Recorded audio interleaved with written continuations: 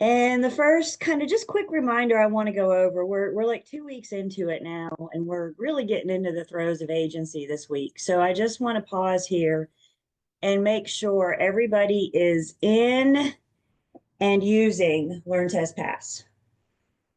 Are we in? Are we using it? Perfect. If you're not, please reach out to Becky to get in.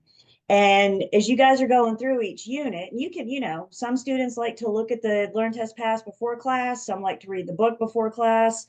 Some like to do Learn Test Pass after we're done with the unit. Whatever works for you, just find your rhythm.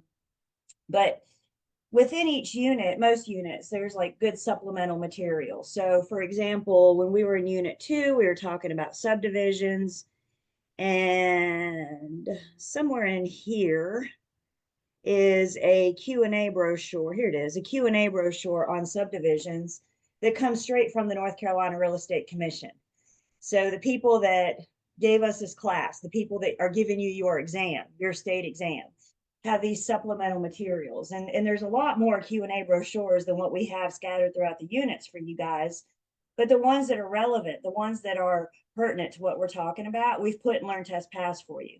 So it talks about the creation of subdivisions, and it talks about those streets, public versus private, is DOT dedicated versus accepted. So there's just good supplemental information in here to kind of get you away from the book and kind of help give you another way to wrap your brain around this stuff.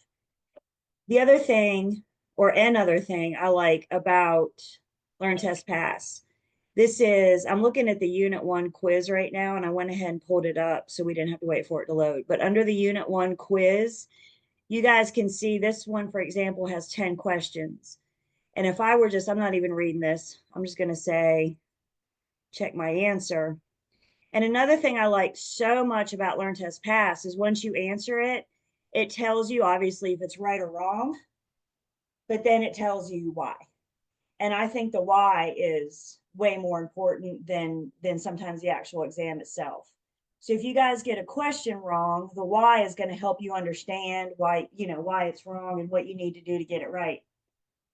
The other thing to consider is not just the right answer, obviously that's helpful, but the other thing to consider is why you answered the way that you did.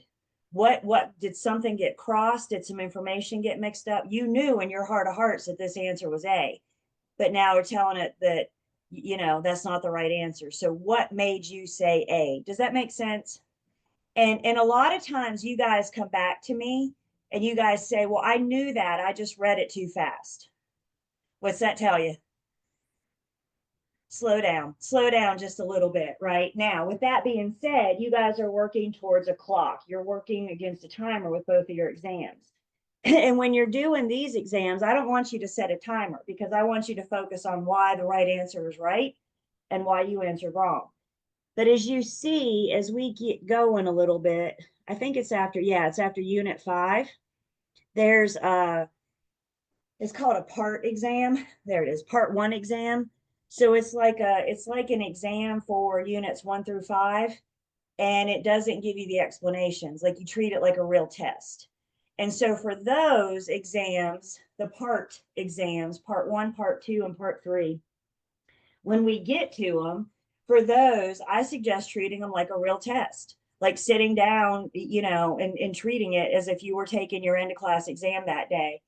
And for those, I would recommend setting a timer. And any questions without the explanations, I would figure about 2.5 minutes per question. And that allows you to kind of see how you're doing with the clock.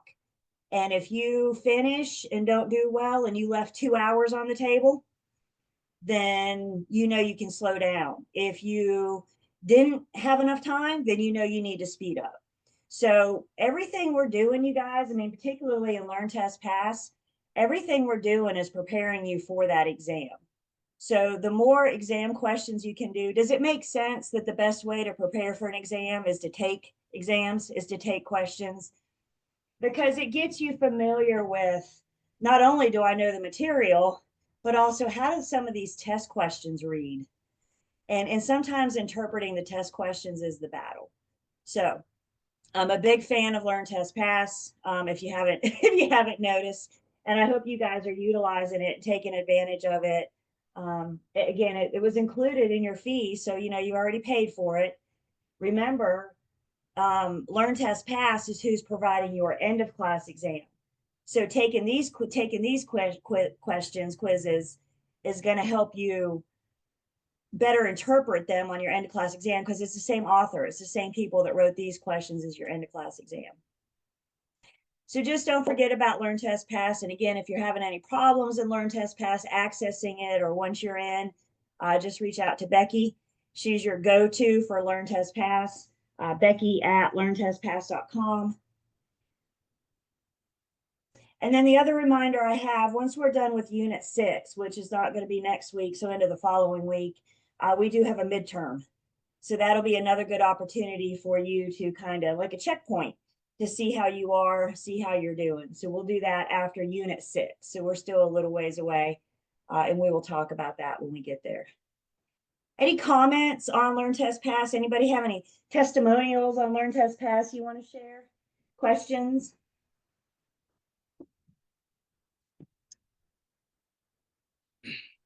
Are we able to go back in and retest the ones that we may have failed and things like that? Yep. Pass or fail. You can take these over and over and over and over and over and over again.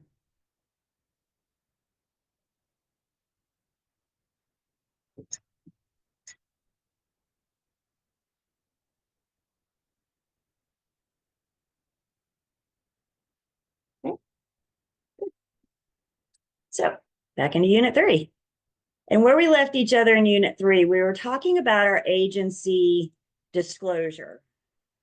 Who can remind me what it means to disclose? What am I doing when I'm disclosing? To tell everything. That's it. I'm telling everything. The working with real estate agency disclosure is just that. I'm telling the consumer everything about working with an agent. I'm telling the consumer what it means to work with a North Carolina real estate agent. And just as importantly, I'm letting the consumer know that I don't owe you confidentiality at this point. So be very, very careful what you tell me until and if you decide to hire me. So with these agency relationships, please understand the working with real estate agent disclosure is just that. It's a disclosure. I'm not creating agency. All I'm doing is I'm disclosing my agency status. I'm telling you where I stand, if anywhere. And if we're trying to form a relationship, I'm letting you know the options under which we can work. So if we look at this agency relationship, and we saw this the other day, so this is kind of a good quick refresher. If we're looking at this agency relationship and we were to like layer that agency relationship, the first thing we need to do in that agency relationship is that working with real estate agent disclosure. And please, when we say disclosure, note the word consumer. Maybe you'll be my client one day. Maybe you'll be my customer one day. Everybody is a consumer. Everybody is a consumer. So that word right there tells us that this is pretty early in our relationship, right? So our very first layer is our consumer form, me disclosing my agency status to the consumers. From there, we're going to add on to our layers, and we're going to use agency agreements to create agency. Please make a note, you guys, this is a problem topic. Disclosure does not create agency. The agency agreements create agency. The agency agreements are the contracts. Now, we have several different types of agency agreements. We might get started on those today. We probably will get going in those, at least this week. So once I disclose my status, then the next layer tells us that we need to create agency. And we're going to create agency using an agency agreement. Most of our agency agreements will start as a written agreement. They'll all end as a written agreement. But as we're going to learn in this unit, we have the opportunity to work with certain people under an oral agreement at first. Either way, we're creating agency. So I've disclosed my status. I told you I didn't owe you confidentiality. I use the agency agreements to create agency, and then I can represent you as my client in this transaction. We spent time last week differentiating between client and customer. The client is the one that hires me, and they hire me by entering into an agency agreement with me. I can put my market, I consider my market the triad. I can put every single person in the triad in two buckets. You either my client or my customer. You either hired me or you didn't. We talked about our plane. My clients get that first class treatment. My customers are stuck back in coach. Who can remind me what my clients get? What duties do my clients get? And you can use the, Old car. yeah, my clients are going to get old car. That's what it means to be in first class. I'm going to be obedient to my clients. I'm going to be loyal. I'm going to disclose. I owe my clients confidentiality. I owe my clients accountability. And I owe my clients that reasonable skill, care, and diligence. So old car is spelled out for us back on page 43. You can see that as a nice review. So agency agreements equal old car. Once we enter into an agency agreement, that's how you get into first class. Everybody else is back in coach. You either hire me or you don't. If you're back in coach, you're my customer. Can anybody remind me what our customers get? Honesty, fairness, and disclosure. She's got it. Our customers, good job, Heliana. Our customers get honesty, fairness, and disclosure of material facts. We're also going to do our deep dive. We'll probably get to material facts the end of this week. But for right now, what we need to hear, why don't we write it down again? We always have a duty to disclose material facts. We always have a duty to disclose material facts. Y'all hear my absolute word there? Is there an exception to always? Like, is there never a time? Right. So when do we disclose material facts? Always, every single time. And I don't care who you're talking to. Are you talking to a client? Or are you talking to a customer? We always have that duty to disclose material facts. So back to our working with real estate agent disclosure. Again, understanding that that agency relationship is layered. It's kind of in tiers or steps, if you will. We're going to start with our disclosure to the consumer. We're going to decide at that point if we're going to enter into an agency agreement. And if we do enter into that agency agreement, then we are going to represent them as a client, giving them that old car, that first class treatment. With our disclosure, we can look at our disclosure kind of like a timeline. So the first thing is you meet a consumer. And as we talked last week, maybe you meet a consumer at a listing appointment. Maybe you meet a consumer at a buyer consultation. Maybe you meet them at an open house or at the grocery store or, a friend's baby shower, right? Anywhere you go, if people know you're in real estate, they're going to want to talk to you about real estate because people love to talk about real estate. But if somebody comes up to you at a party and wants to talk about real estate, does that mean we need to whip out a working with real estate agent disclosure? Not necessarily. Now, if they keep going and they want to keep talking about stuff, but guys, hear me. Everybody's going to look at you and say, I want to buy a house. I want to sell a house. That's not serious yet. I need to buy a house, or I must sell within 4 months. Do we hear the difference? Do we hear kind of that difference, right? Everybody's going to look at you and say, I want to buy a house. What do I need to do? Okay, so you need to talk to your lender. Oh, well, I don't want to do that. Then you don't really want to buy a house. You just want to talk about it. Is everybody with me? So we're meeting these consumers and we have a decision kind of to make.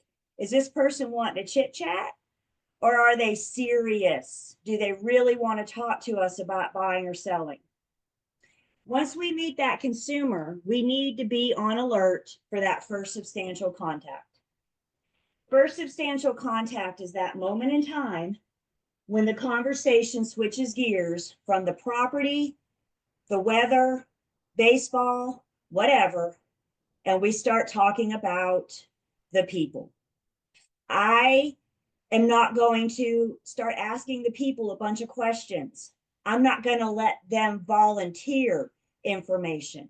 We're always on alert for that first substantial contact. And that word substantial tells me that the contact is something informative, something big, something about them buying or selling. Again, we just heard the difference in, man, I'd love to buy my house. Man, I'd love to sell my house versus I got to sell within 6 months. No, it's if, ands, buts about it, right? We just heard that difference, and that's what we're looking for. That's what we're hearing. With first substantial contact, you may want to jot it down if you don't from last week. PTM, price, term, and motive. PTM, this is what we're on the listen for. This is what we're listening or reading our emails or our text messages. We're on the phone when we're talking to consumers. This is what we're listening for. Price, term, or motive.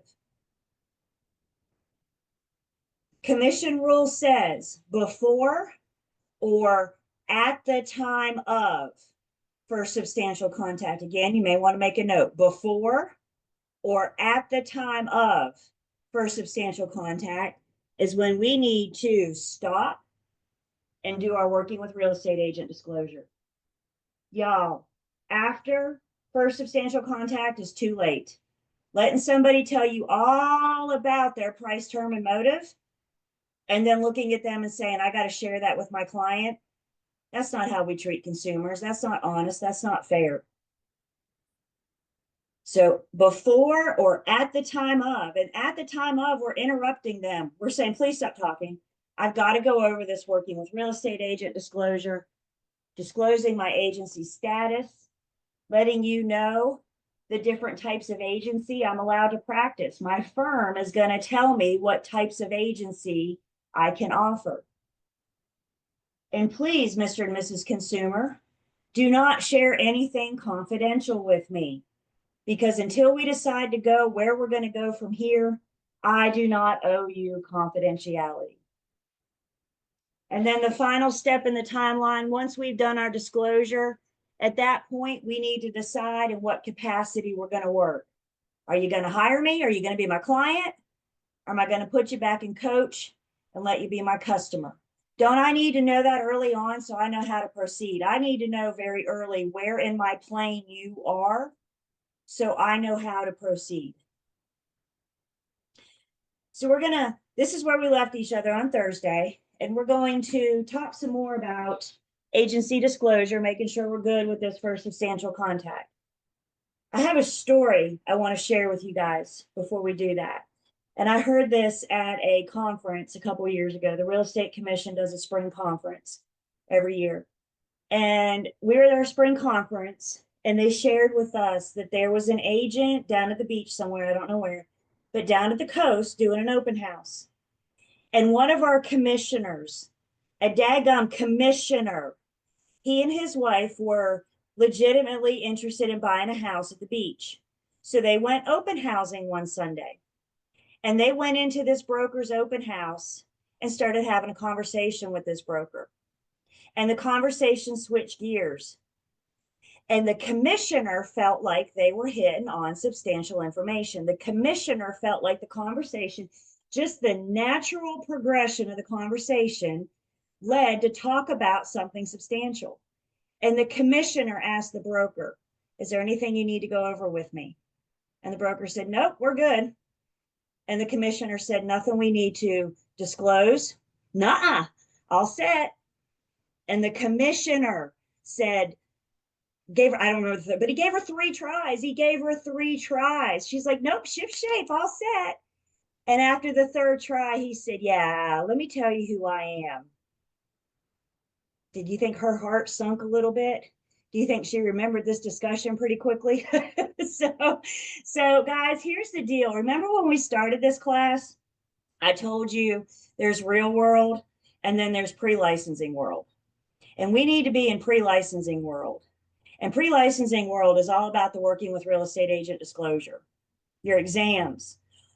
Post-licensing world is all about the working with real estate agent disclosure. And you know what else? Real world needs to be about the working with real estate agent disclosure. There are some agents out there that don't do this. There are some of you that have bought or sold a house and may not have seen that disclosure. Does that make it okay? Well, somebody else didn't do it, so does that mean I have to? Y'all, I got to tell you, I don't think anybody's going to get disciplinary action for not doing the disclosure. I really don't, because the consumer doesn't know to complain that they didn't get this. So the consumer only knows what they know, you know?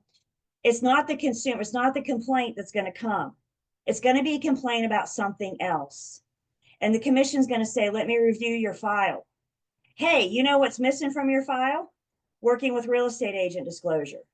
So while we're here, let's see all of your signed disclosures for the last 2 years. Gee, you don't have any? Now we got a problem. Is everybody with me? It's kind of like the IRS. If you give them the opportunity to investigate, they will. And if they find this, now you got a problem. We're going to talk about the disciplinary action, the process, and what that could, how that could look and what that could lead to. Again, I don't ever see disciplinary actions about the working with real estate agent disclosure. What I see is this is the disciplinary action. Oh yeah, and they didn't have their working with real estate agent disclosure. So this is very much a real world thing, even though you may not have encountered it in the real world. We got to be comfortable with it. And it starts with knowing the form. It starts with knowing the information in the form. You guys don't need to come up with your own script. The script has been written in the verbiage of the form itself, the disclosure itself, and the Q&A brochure. Any questions before we continue? Thoughts?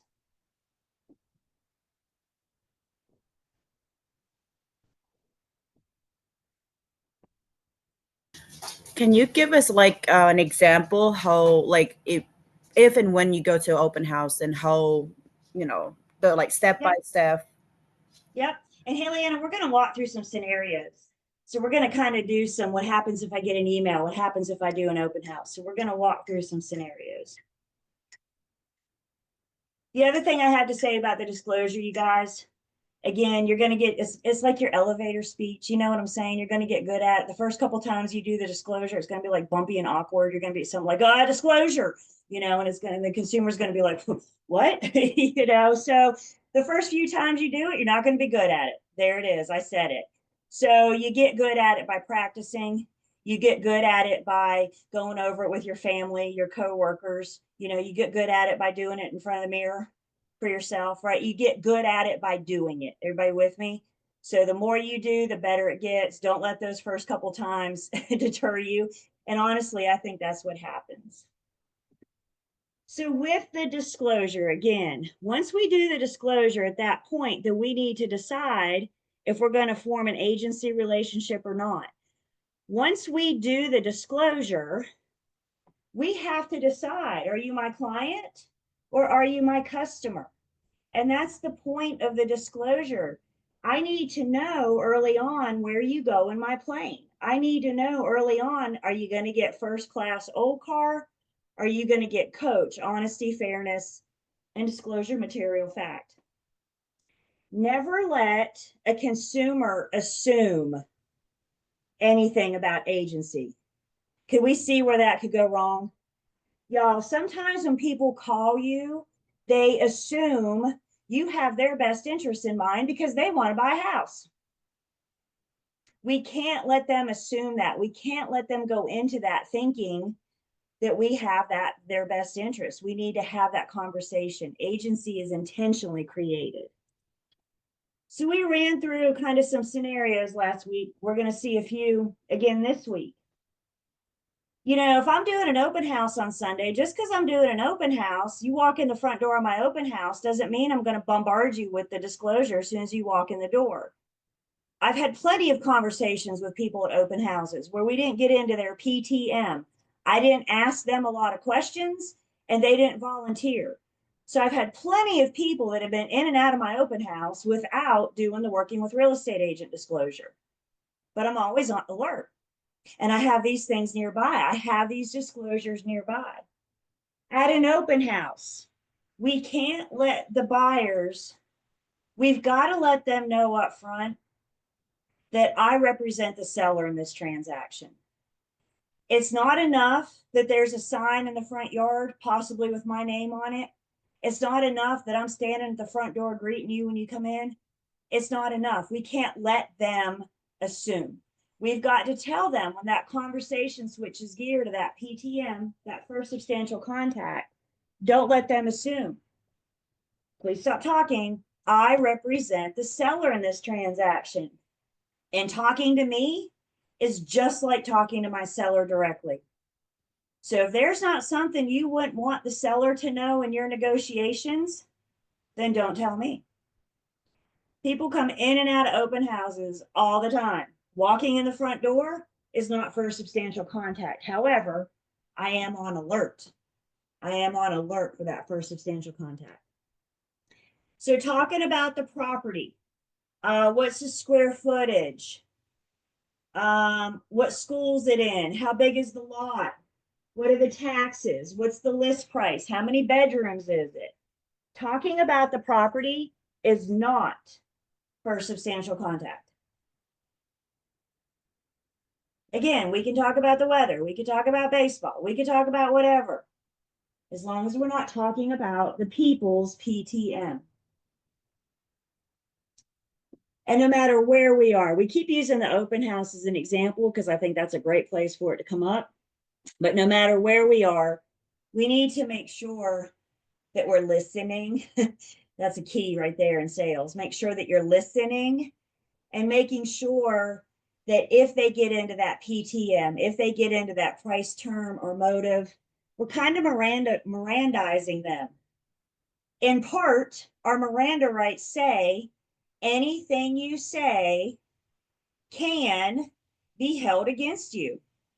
And when we're talking to the consumer, being held against you is referring to their negotiation power, is referring to how we're going to counter, how we're going to get these buyers and sellers together under contract. So we need to Mirandize the consumer before we hit that private and confidential information. Now, this is assuming, this before is assuming that we live in a perfect world. This is assuming that we can always know that this conversation is going to happen and we can get ahead of it. But guys, the truth is when you're talking to people, when the consumer calls you, when they email you, when they come into your open house, we may not get them before, which means we've got to get them at the time of. Please hear me. After is too late. So we're hitting them before that private or confidential information, or at the latest at the time of. And that's another thing I think we got to get comfortable with is interrupting people. I don't know what kind of household you grew up in, but in mine, it was rude to interrupt. Anybody else? It was rude to interrupt people. Let people talk. Don't interrupt them. In this case, it's rude to let them keep talking. It's rude to gather their information and say, okay, now that you told me all that, I got to take it back to my seller client. How'd you just make that person feel? Some kind of way, right? I mean, guys, we're all consumers. We are all consumers. Maybe we were buying a house or a stick of gum, but we know what it's like to not be treated well as consumers, right? So we got to use that. We got to make sure that we're protecting the consumers, and how we protect them is with that working with real estate agent disclosure. How we protect them is by interrupting them sometimes.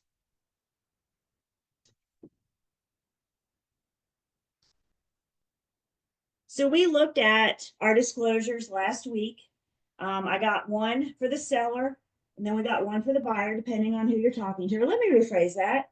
I got one for my potential seller, and I got one for my potential buyer. I don't know where we're going yet, but we're talking about either selling or buying a property. And kind of the form, it starts with reminding us that the working with real estate agent disclosure is required in all sales transactions. Please write that down, highlight it, and underline it. This is a problem topic. You guys are going to have an answer choice, and the answer choice is going to be all real estate transactions. Thumbs up for true, thumbs up for false. All real estate transactions. And I'm seeing down, and I'm happy with that because the working with real estate agent disclosure is not required for lease. Thus, it's not required for all. When we say that word all, remember I'm talking about for sale and for rent. So make a note. Working with real estate agent disclosure is only required for sales transactions. If it helps, we're going to do the working with real estate agent disclosures when we're talking to potential buyers and sellers, the sales piece of it, residential sales and commercial sales. The second piece of the form gives notes and notices. It starts with, this is not a contract. I am not using this to create agency. I'm only using this to disclose my agency status. We're letting the consumer know that it's important that they know whether or not they are or are not represented in the transaction. And I don't expect them to know that. I'm not going to let the consumer, I don't expect the consumer to know my job. That's my job to know my job, right? So I'm not going to let them assume that they know who I represent or where I stand in this transaction. So this notes and notices is letting them know that it's important that they know whether or not they are represented. And the notes and notices also lets them know that I don't owe you confidentiality. Be so very careful what you tell me. The third piece of this form then breaks out our different agency options. Maybe we're going to work as a single agent, a seller's agent. Maybe we'll work as a dual agent, designated dual agent. Maybe I'm working with this seller, the for sale by owner that my buyer client is interested in, for example. We're getting into our different agency options. And again, what agency option you provide is going to be up to your firm. The commission's going to say, here's all the agency options out there that are available. Your firm decides which ones you want to practice. So we need to go over those agency options that I'm allowed to work, that I'm allowed to practice per my firm. We looked at the Working with Real Estate Agent Disclosure Q&A brochure. Again, another one from the North Carolina Real Estate Commission about working with agents. And then the last piece of this form is asking the consumer to sign. And I'm not asking you to sign to create agency. I'm only asking you to sign to acknowledge that I have provided this form and I've reviewed it with you. Commission rule says we have a duty to give and review. So we just can't hand it to them and say, here you go, I have to give this to you. We also have to go over it with them. We have to review it with them. And there's your little elevator speech that I promise will come better in time.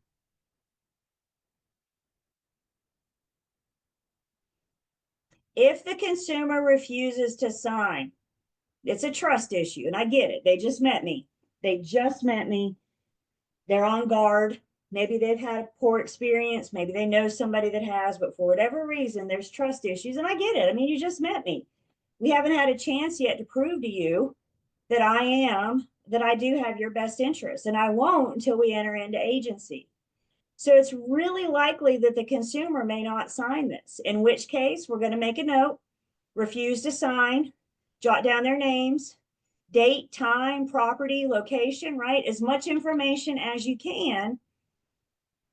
And remember, since this is just a disclosure, once I've done my job, once I've disclosed my agency status, once I've disclosed that I don't know you confidentiality, if the consumer still refuses to sign, I'm going to proceed because I'm not creating agency.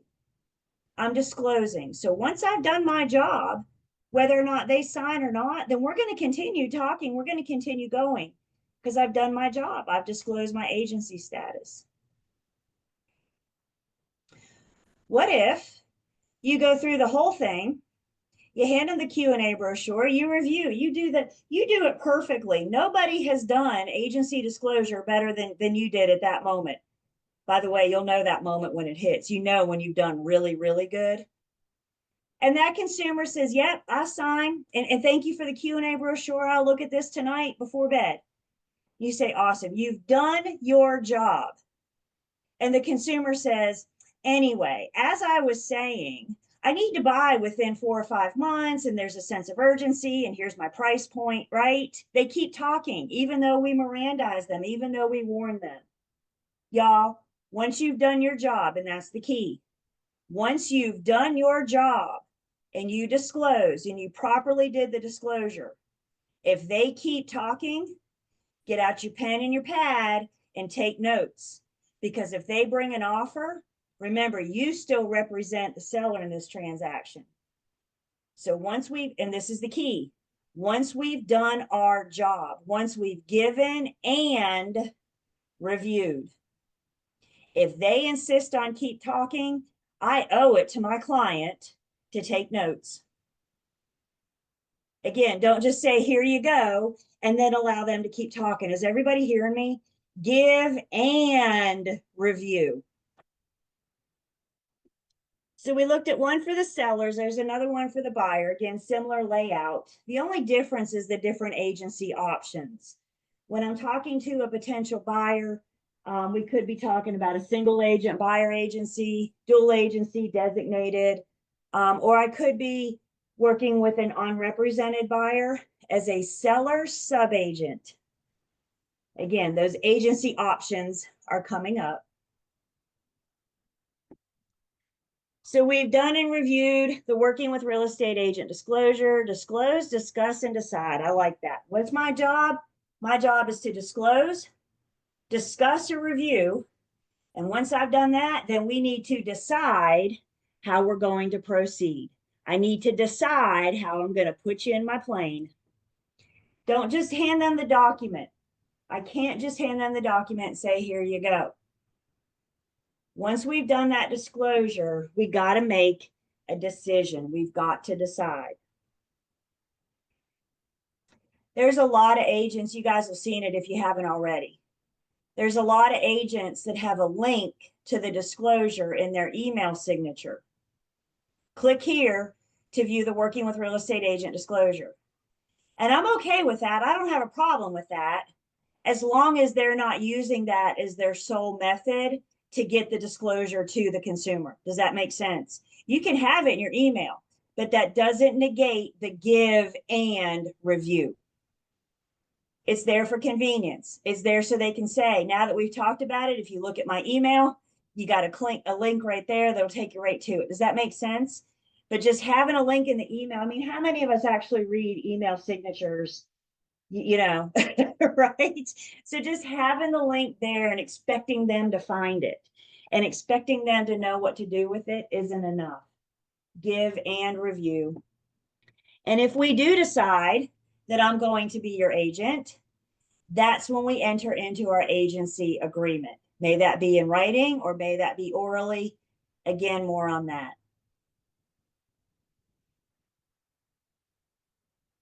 How long do I have to keep my working with real estate agent disclosure? My signed working with real estate agent disclosure. Look at you guys. Yep, because we keep everything for 3 years.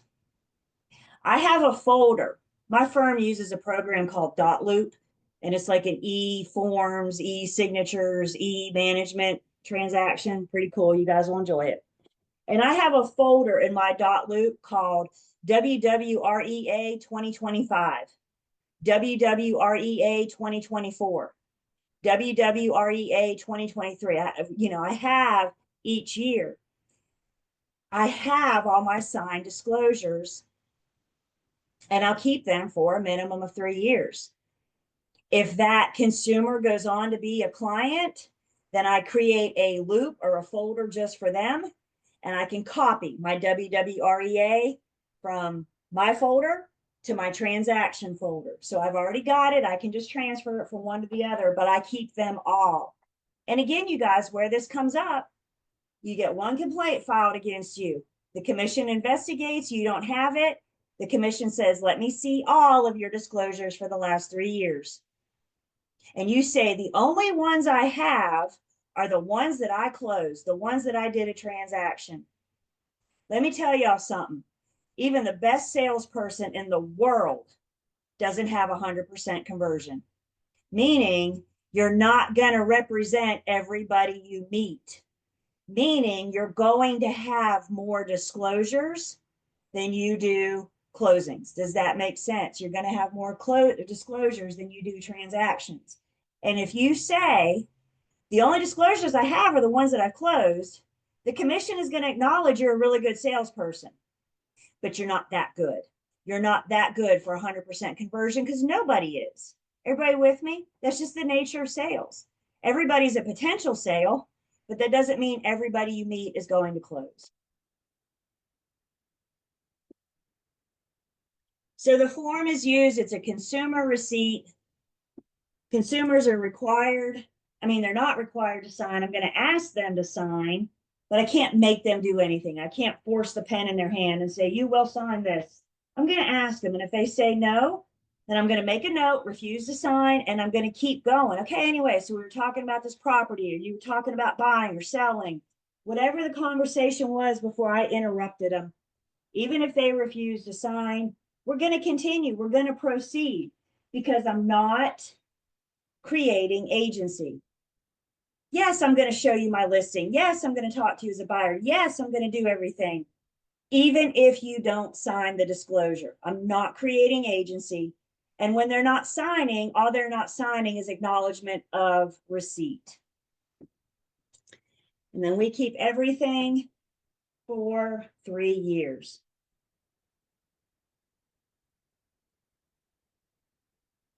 By the way, they need a copy too. Make sure you send them away with a copy along with the Q&A brochure. Some agents walk around with 2. Ask consumers to sign 2. 1 for me, 1 for you. Some agents ask the consumer to sign and then take a picture of it with their phone. So they have that for their records. The delivery or how you keep it doesn't matter.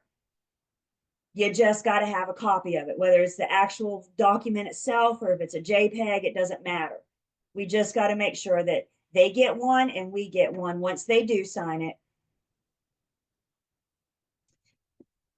Buyer may choose to proceed without representation. The buyer may choose to stand alone through this transaction. We are allowed to work with an unrepresented buyer. I would be called, and this is your introduction to it, but let's just hear me out. If I'm working with an unrepresented buyer, my role would be a seller subagent. And as a seller subagent, just by the name, whose best interest do I have? The sellers. We're going to talk about that seller subagency. We're going to talk about working with that unrepresented buyer. We're going to talk about those things when we get there. But you very well may have a buyer that does not want to be represented. And that's great. That's awesome. Maybe the listing agent, maybe the firm only wants you to represent your sellers. Maybe the seller only wants you to represent them. Maybe the buyer chooses not to be represented. If I'm working with an unrepresented buyer, I'm not creating agency. They've chosen to go this alone. And so all I'm going to do is have them initial where it says, and I know it's hard to see, but right there, what it's pointing to, it says unrepresented buyer. I'm going to have them acknowledge how we're going to proceed, and I'm going to get that done before I get their PTM, their price, term, and motive. So again, more on seller subagency, the different agency statuses, we're getting there. But this is back to the whole point that we're disclosing those options. These are my options and working with you at this time in this transaction. All the examples, or most of the examples we've been given so far has had first substantial contact face-to-face. So it might be, again, you're preparing for a listing appointment. You know, at some point in that listing appointment, the conversation is naturally going to go, towards this potential seller's PTM. Same thing with a buyer consultation. You know, at some point during this consultation, that conversation is going to switch to that PTM. I'm on alert when I'm acting like an agent at an open house, an event, anything where I can meet a consumer. But what if? What if first substantial contact happens over the phone? Could somebody call me and just start blurting out their PTM? In some cases, I know their price point before I know their name, right? So when people call, I'm pre-approved for X amount. Whoa, I appreciate what I know what they're telling me. They're telling me that they're serious buyers and they can afford to buy this house. I get that. But do we see how they're harming themselves? Because I now know what they're pre-approved for. And if they make an offer, don't I have a duty to share that with my seller? And the seller could use that against them. The seller could use that to counter against them. Could first substantial contact happen over to email? They get my email from my business card and they send me an email and they say, hey, Julie, I'm super excited to buy a house and I got to close within 4 months. First substantial contact, and I haven't even looked at my email yet. You may also have a consumer, if you have a website and you have a contact me option on your website, they could do an inquiry on your website and send you information. So if first substantial contact doesn't happen face-to-face, if it happens in electronic means, we still have a duty to review the disclosure. I can't say, well, you've told me everything, so I don't need to do it anymore. We still have a duty to review the disclosure. I would stop them talking on the phone, or I would reply to the email. And if it's not face-to-face, we still have a duty to review it. And now I have 3 days to get them the working with real estate agent disclosure. We're still going to have the conversation, right? We're still going to review it. But now, because we're not face-to-face, I have 3 days to get them a copy. And hopefully at some point in this conversation, you're getting their email address or you're planning on meeting with them. Look, if they refuse to give you your email address and they hang up the phone without any contact information, there's a really good chance you're never going to hear from that person again. Anyway, does that make sense? If this is somebody serious, if this is somebody that wants to talk to you, they'll be willing to. And guys, if they refuse to give you their email or their name, just make a note of it. What do we document? Everything. So you just make a note of it. I just looked up and saw a name. So Joni, I'm going to pick on you. I'm going to say Joni Huffman, called me and said some PTM and refused to give me her email address. I still reviewed it with her. That was the end of our conversation. Did I not just document that? I documented what happened, and it's better than nothing at all. It's better than having nothing at all. So 3 days to get them a copy, but it's still, I'm going to review it with them. I'm still going to talk to them, and I'm still going to let them know that I don't owe them that confidentiality. So first substantial contact happens, and our initial knee-jerk reaction needs to be, do the working with real estate agent disclosure. It's going to get to the point where you don't even have to think about it, because when you're meeting a consumer, there's a good place for first substantial contact before or at the time of. And again, if it's over the phone, email, hit on website, then we're going to deliver that copy within 3 days. And just don't mix up the need to review the disclosure with the need to provide a copy. When you call me and I feel like we're getting to first substantial contact, even though we're not face-to-face, I'm still going to review it with you.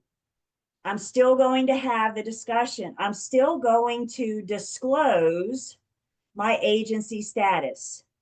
I have 3 days to get you the form, not 3 days to discuss it. 3 days to get you the form. We're going to discuss and review. I got 3 days to get you the form.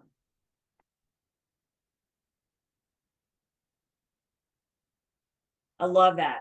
Licensee must explain working with real estate agent at first substantial contact with or without a hard copy.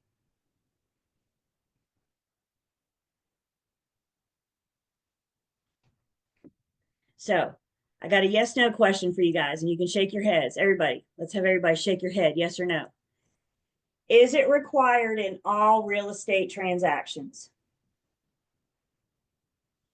And I got most of you guys telling me no, and I would agree. It's not all, it's sales. Please, you guys, remember when you see that word all, it's also including lease. And look, I get it. I get it. I think I asked you guys last week how many of you are going into property management, and I probably had one solid hand and a couple maybes. The majority of us are going into sales, which means the majority of us aren't even thinking about lease, aren't thinking about property management.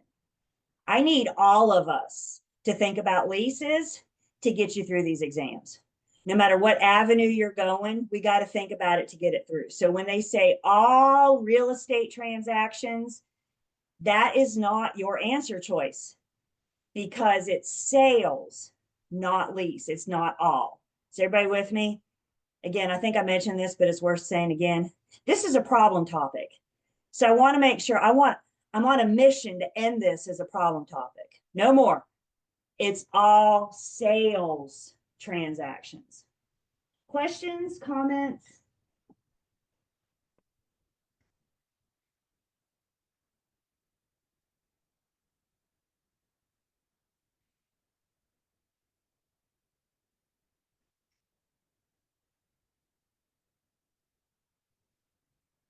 Yeah, Brittany.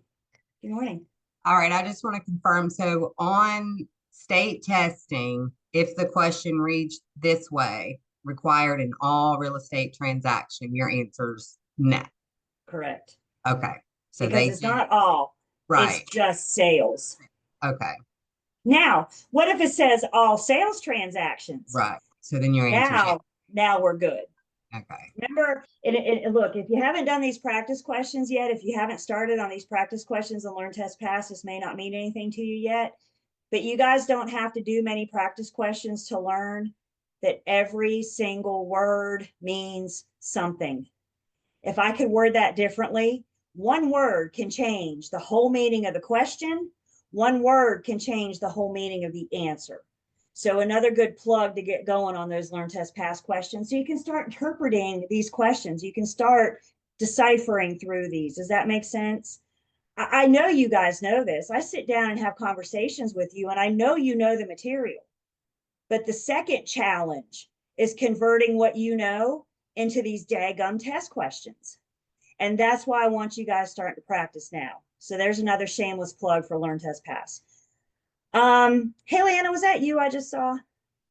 Yes, oh, I was just gonna mention there's actually a question with the same topic on a Learn Test Pass related to what we're talking about right now. And I actually clicked the wrong one, like all real estate transaction, but it was, it would just sell and buy. So I was just like, hey, that's how I figured I was in the wrong. So yeah. Yep. And that's how we learn, Haley, and that's how we learn. Sometimes you got to get it wrong to figure out, and let's work those kinks out now, right? Let's learn those things now, get them out of the way. So when test day rolls around, y'all are like, all real estate transactions? Nah, that's not right. And you know you can move on. Does that make sense? Thank you, Haley Anna, for sharing that. All right, you guys, let's go ahead and take our first break. We come back, we're still going to talk about our disclosure. We're going to talk more about this first substantial contact, and we're going to run through some scenarios and see if we've hit first substantial contact or not. So let's take 10.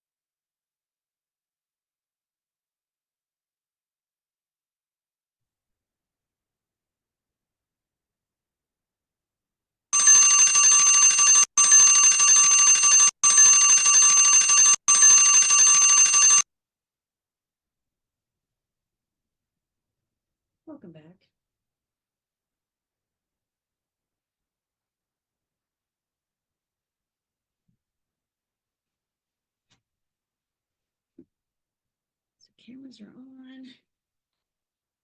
We are taking attendance.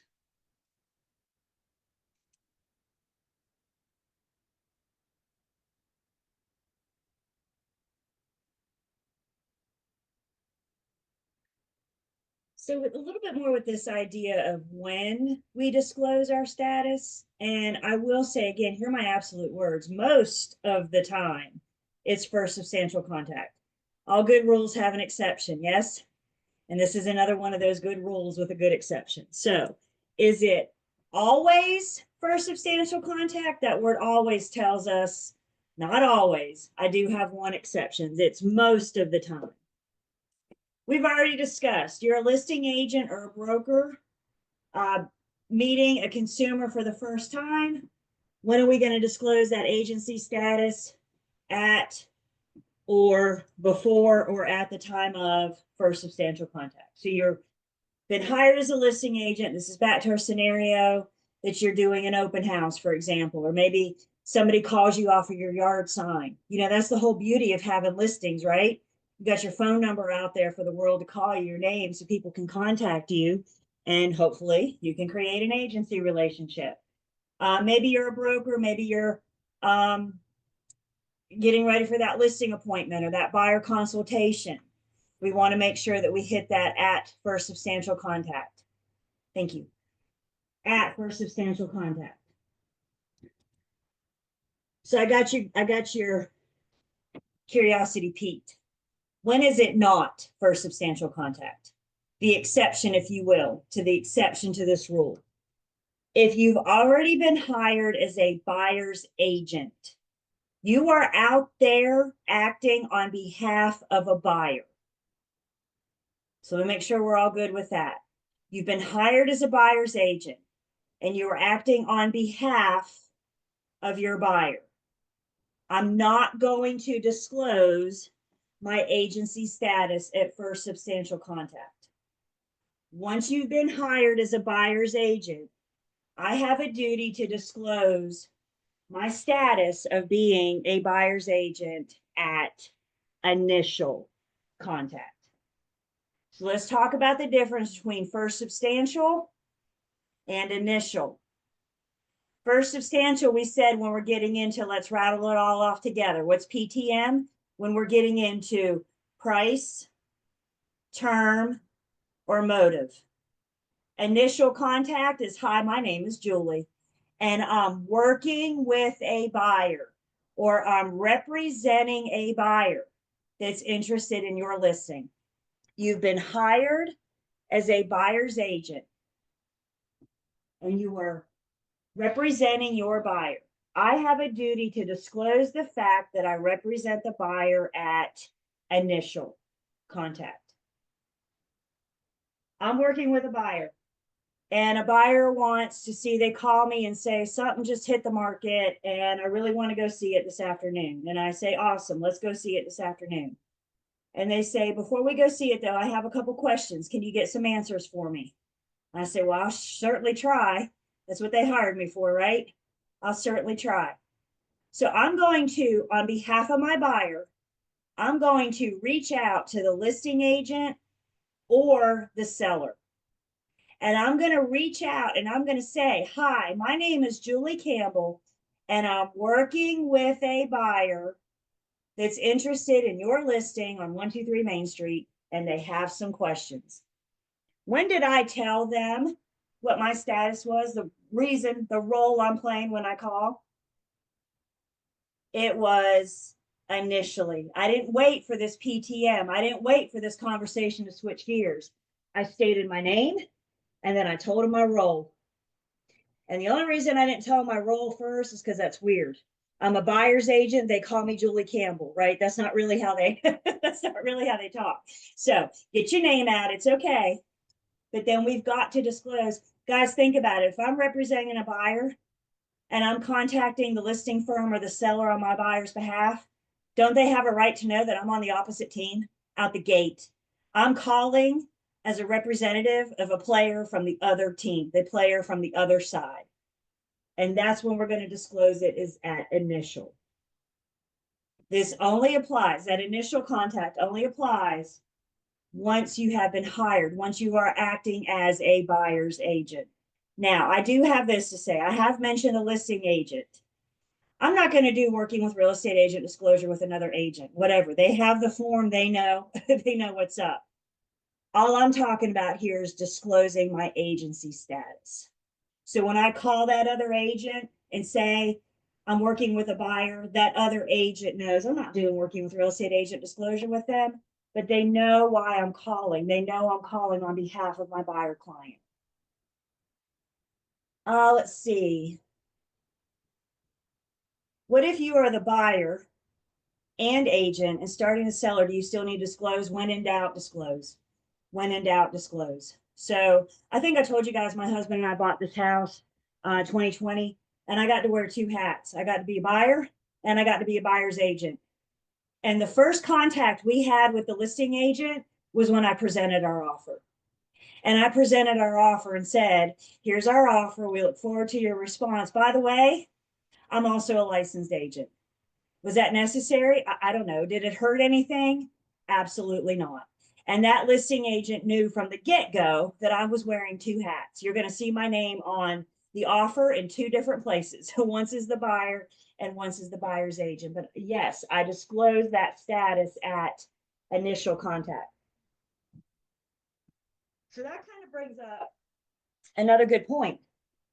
What if your buyer doesn't have a question? What if your buyer just calls you and says, hey, there's a new listing that hits the market. I want to go see it this afternoon. Great. We have a centralized showing service. Most of us use a program called Showing Time. So I can log into one place to schedule all of my showings. So I go into Showing Time to schedule the appointment, schedule a showing. And when I'm scheduling the showing, I got to select my role. I got to tell them, why am I wanting to show this? Am I wanting to show this as a buyer's agent? Am I wanting to show this as a seller sub-agent?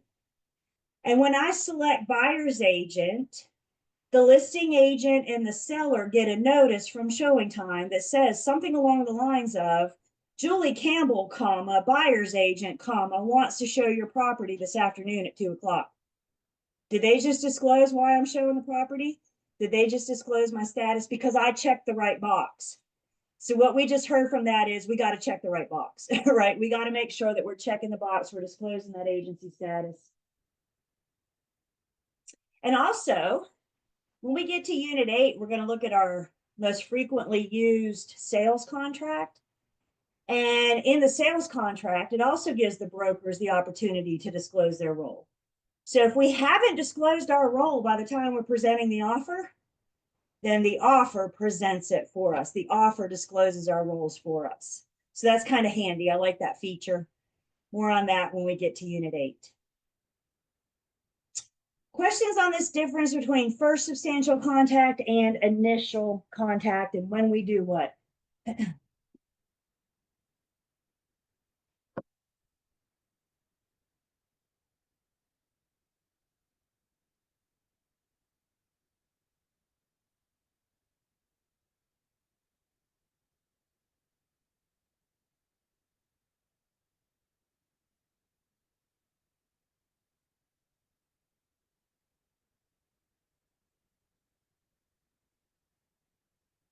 So let's run a couple scenarios. Crystal saw a property listed by XYZ Realty and she's interested in purchasing. She calls the firm and inquires whether the property is still available. The agent on duty indicates the property is available and it's listed for $675,000. My question to you is, have we hit first substantial contact? Did we learn anything about Crystal whatsoever? No. The fact that it's the property still available and the list price, that's something that anybody in the world could go to Zillow and see for themselves. Did we learn anything about Crystal? No. So do I have a need to do my working with real estate agent disclosure? No. Am I on alert? Always. Because could this conversation take off? Absolutely. And that's what we got to be paying attention for. But so far, so good. No need to interrupt Crystal yet. No first substantial contact.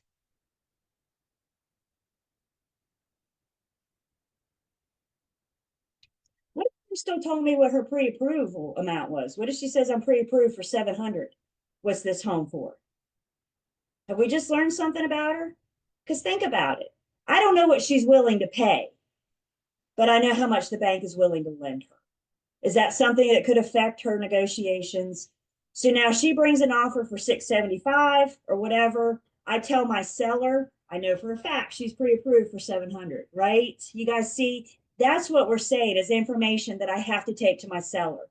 What's my seller going to do with that information? I don't know, but I have to take it to them. Remember, I'm a fact finder. I provide the information so they can make a decision. But so far, so good. Crystal stopped talking. Crystal did good. Let's talk about Wanda. Wanda attends an open house. She's not represented by an agent. She enters the house and is immediately impressed by the floor plan. She asks the listing agent if the house is available for a quick move-in because she needs to purchase within 45 days to start a new job and will send an offer by the end of the day. Did we hit it? Bonus. Who can tell me when? When she asked for a quick move in, sorry. That You're quick fine. move in, I got to close within 45 days. What about the fact that she was impressed by the floor plan? Somebody comes in your open house and goes, ooh, this is nice. What does that mean? Do y'all ever go shopping and pick up a sweater and go, ooh, this is nice, and then put it back down on the rack, right? It's the same thing. Ooh, this is nice. What do I know about Wanda? Nothing yet. I know she likes the floor plan. Well, so do I. Who cares, right? Everybody hearing me? It's when Wanda launched into quick move in. I got to buy within 45 days. You can expect my offer by the end of the day. Did I just learn a whole lot about Wanda? What's this tell my seller? When it comes to negotiating, what's this tell my seller about Wanda? She's a potential customer. A potential customer, but might she be willing to pay closer to asking price because she has a sense of urgency? It comes down to time versus money, you guys. Time versus money. And Wanda has shared with me her time. So could my seller interpret this that she might be able to pay more because she's on a timeline, because she's on a time crunch? That's how she's affected. That's how we've harmed her negotiating power. Again, I take this to my seller and I say, okay, so we get the offer at the end of the day, and I call my seller and I present the offer to my seller, and I say she's got to close within 45 days. What's my seller going to do with that information? I don't know. It's my job to tell them and let them decide what to do with this. Making sense? Now the seller may look at me and say, what should I do? Well, I think we should counter and get you some more money, seller, because we know Wanda has a sense of urgency here. It's all part of that negotiation. It's all part of that. I hate to call the negotiations a game, but for lack of a better word, let's just call it a game. It's all part of the game to create that contract, to create that, form that contract. All right, let's talk about Paul. Paul hears a ting on his laptop notifying him he has a new message from his website. The message is from a potential buyer that wants to learn more about the home buying process. The message goes on to say the need to buy within the next 2 months and is interested in a condo or a townhome. Did we hit it? Okay, when? Within 2 months. Within 2 months. We've learned his time frame. What about the fact that this person's interested in the home buying process? What does that mean? That means they want to buy a house and they want to learn more about it. Does that harm their negotiations? No, everybody wants to buy a house, right? What about the fact that he wants a condo or a townhome? I mean, I'm getting close, right? I'm getting close, but again, people are going to call you and say, I want to buy a townhome, until they get out looking, and then they're going to say, can I get a single family home? Well, yeah, we can look at whatever you want. You guys with me? Not unless they're just married to the idea of a townhome and nothing else will suffice, then maybe. But for the most part, people want to buy something. Okay. It's when we learn that timeline, that time frame. So again, price, term, and motive, PTM. And that's what we need to be on alert for lack of a better word. That's what we constantly need to be listening for, constantly need to be on alert for? Questions or comments?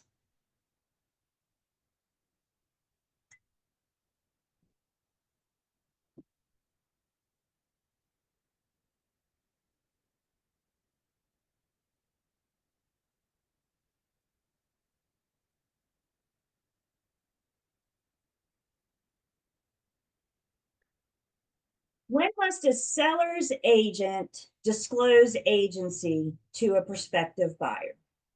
You guys are welcome to chat or unmute, whichever you like.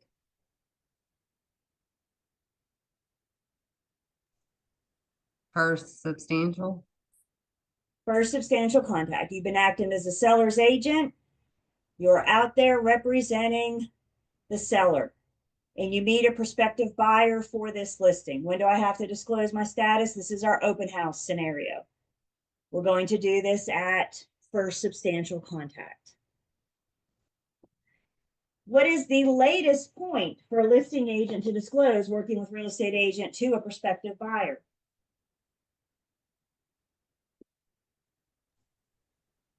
Is before at You got it. Before or at the time of first substantial contact. Is everybody hearing me? That's so important you hear me. Have y'all written that down yet? Before or at the time of first substantial contact. Again, hear me. After is too late.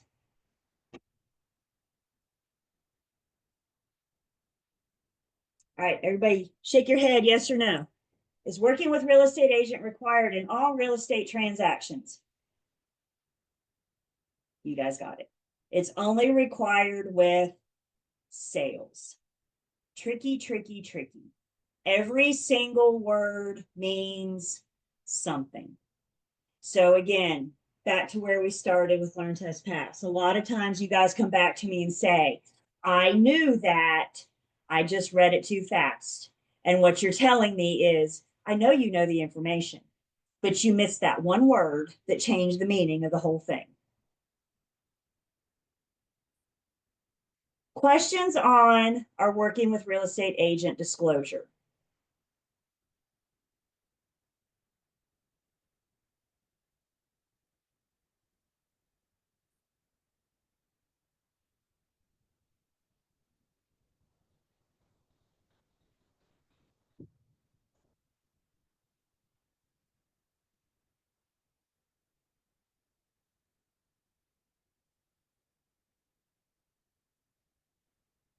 Questions on first substantial contact versus initial contact.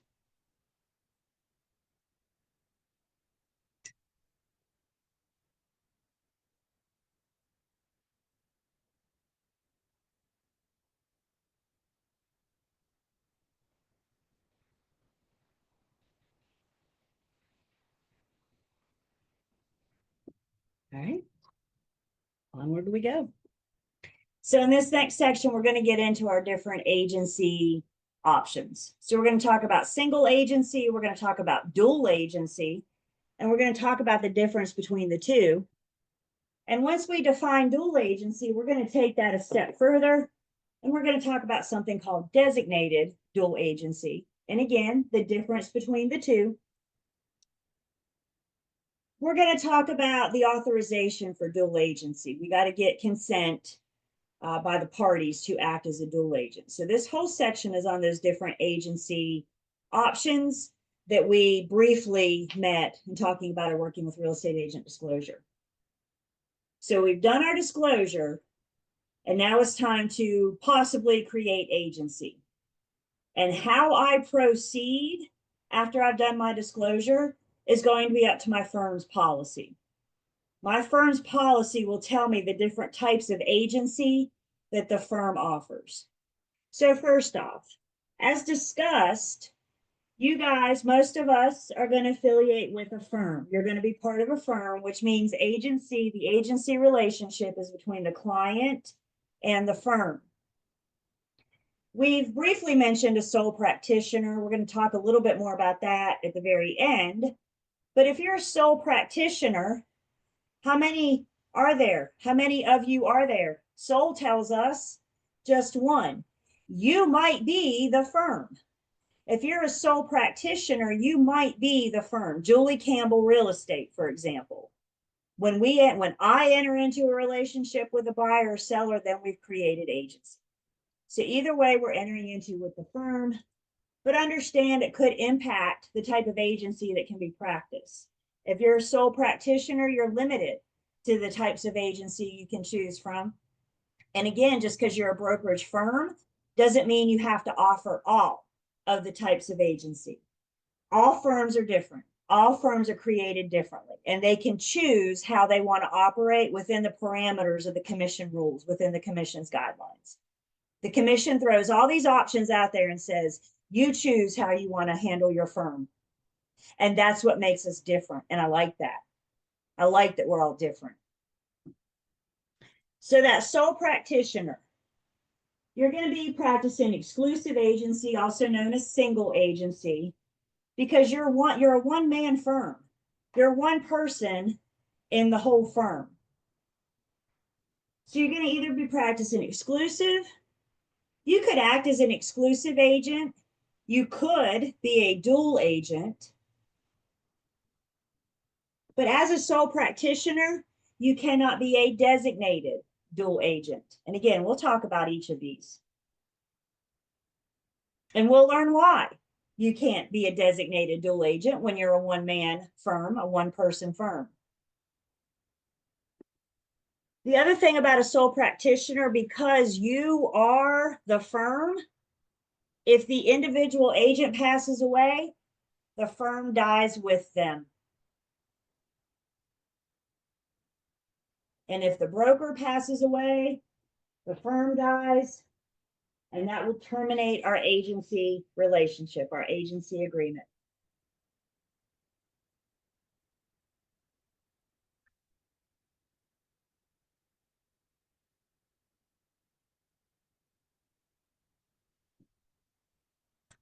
If you're affiliated with a firm, that agreement is between the client and the firm, the brokerage. Remember, agency relationship is not between the individual broker if you're affiliated with a firm. That relationship is between the firm and the client. The firm has the agency agreement. So the firm enters into an agency agreement with seller and or buyer. And with the firm, when one of us gets a listing, in a sense, all of us get a listing. So let's say I am the firm and all of you work for me. You're under my brokerage. When one of you get a listing, we all need to celebrate because guess what? The firm got a listing. When one of you gets a buyer, we should all celebrate, woohoo, because the firm got a buyer. Now, only one of you is going to work with the seller as the listing agent. That one working with the seller as the listing agent, everybody else is going to be a sub-agent of the firm. So where's Joni again? Let me pick on you since I started. Let's call Joni my listing agent. Joni, you're my listing agent. You got this listing. Everybody else is a sub-agent of the firm. Who is the one talking to the sellers, communicating with the sellers, working with the sellers?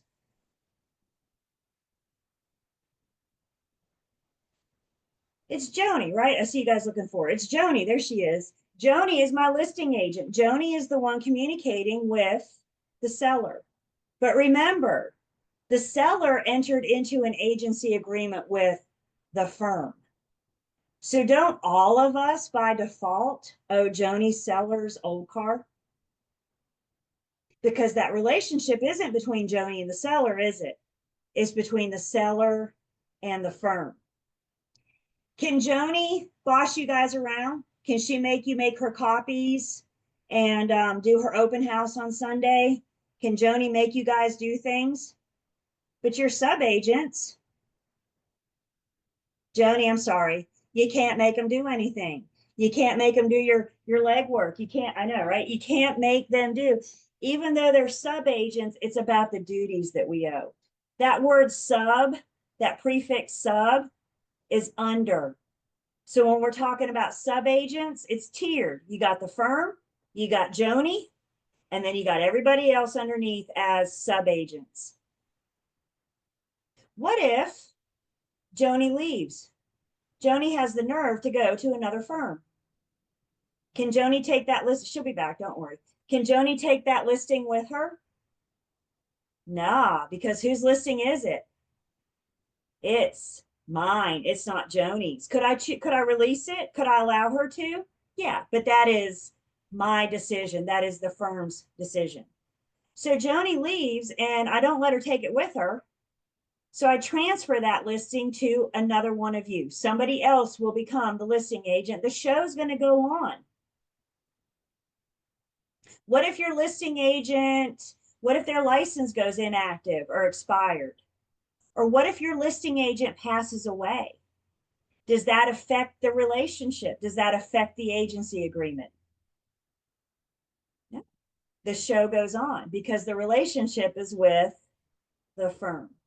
So if our listing agent leaves, or their license goes inactive or expired, or they pass away, the show goes on and it'll get reassigned because the relationship is with the firm. And by the way, this is the same thing when you're working with buyers. That agency relationship is with the firm. So if the agent leaves, can they take their buyer with them? If the agent's license goes inactive or expired, it's up to the bid then. It's up to the firm. So there that is. Death of the individual agent does not terminate the agency agreement because the agency agreement is not with the individual agent. And again, you guys know agents. You guys will do it too. We all run around and talk about my buyers and my sellers. That's not accurate, is it? You're never going to hear an agent say, well, my firm's seller. That relationship is with the firm. So what's the different types of agency options we have available to us? What does your firm have the option to do? Well, we could be a single agent, also known as an exclusive agent, which means you could be working with a buyer or a seller. The firm may offer an agency option called dual agency, in which case we are working with the buyer and the seller in the same transaction. Y'all, in dual agency, I got buyer and seller in first class. Does this sound a little complicated? We'll talk about it. We will talk about it. So the firm may allow us to practice dual agency, putting everybody in first class. If available, the firm may offer designated dual agency. Designated dual agency looks a little different than dual, doesn't it? Designated dual agency looks more like single agency. Again, more on that. And then the firm may also allow us to work as a seller sub-agent. Seller sub-agency comes in two different forms. We've already discussed one form. When one of us gets a listing, we all get a listing. Because whose listing is it? It's mine. It's the firm's. So the brokerage firm, the listing agent, and then everybody else is a seller sub-agent. You're an agent of the firm. You're an agent of me, of mine.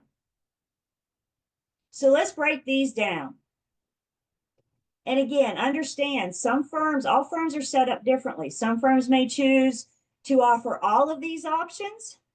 Some firms may just choose to offer one of them. That's part of what makes each firm unique. A lot of it may depend on the market where they are.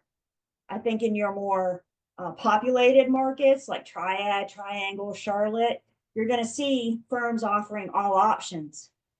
But you get into some areas that aren't as populated, some more rural areas, you might see more boutique firms popping up that limit their options. So everybody hear me. It's up to the firm's policy, how they want to practice, how they want to handle agency. Again, the commission says, here's your options, here's your parameters. You choose within these parameters how you want to practice, how you want to run your firm. So let's talk first about single agency, also known as exclusive agency. With single agency, the firm is working with the buyer or the seller. Some single agent firms work with buyers only. They never have listings. They never work with sellers. Some single agent firms work with sellers only.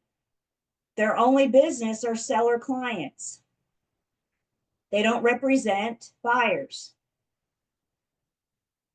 Some firms will work with buyer and seller, but never in the same transaction. It's single agency all the way. I work with you as a seller, I work with you as a buyer, but never in the same transaction. Pretty much the first one that hires me wins. They are the ones that get that representation.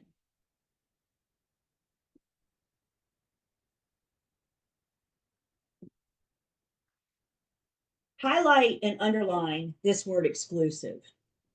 This word exclusive, when we're talking about agency, means a whole lot. We're going to see it and hear it over and over and over again. So to start understanding exclusivity, let me ask you guys something, and you all can show me. If you're dating somebody exclusively, how many people should you be dating? Women always answer that faster than men. What's up with that? Every time. Okay, so if you're dating somebody exclusively, you should only be dating one person. That word exclusive tells us that our buyer or seller is only dating one firm. They're only working with one firm.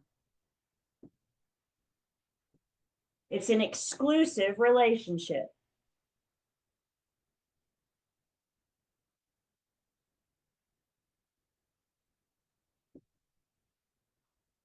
When it comes to agency and how we practice, how we handle things, a lot of it comes down to knowing who we represent the transaction, who gets old car, who gets for our coach, who gets honesty, fairness, and disclosure material facts. And when we're talking about these agency relationships, we can almost imagine a brick wall around or between the parties. So when we have single agency, there's a brick wall between the parties. And you have the firms and the brokers hanging out with the seller or the buyer. So an exclusive agency or single agency, one firm has been hired to exclusively represent the seller, and a different firm has been hired to exclusively work with the buyer. This is called a co-brokered transaction, co-broker, because I got two brokerage firms coming together to work together in this transaction to get their buyer and seller to the end, get them to closing.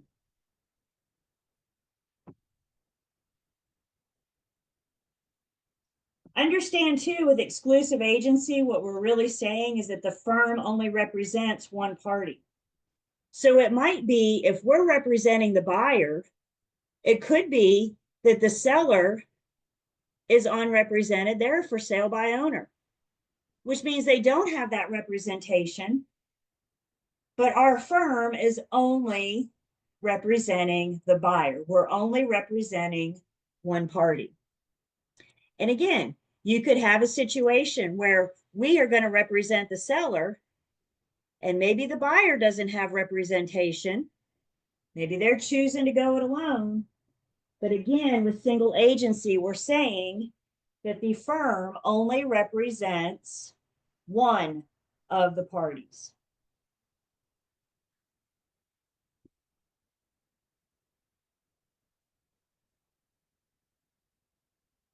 So as a single seller subagent, as a single seller's agent, what do I do? What duties do I owe this seller?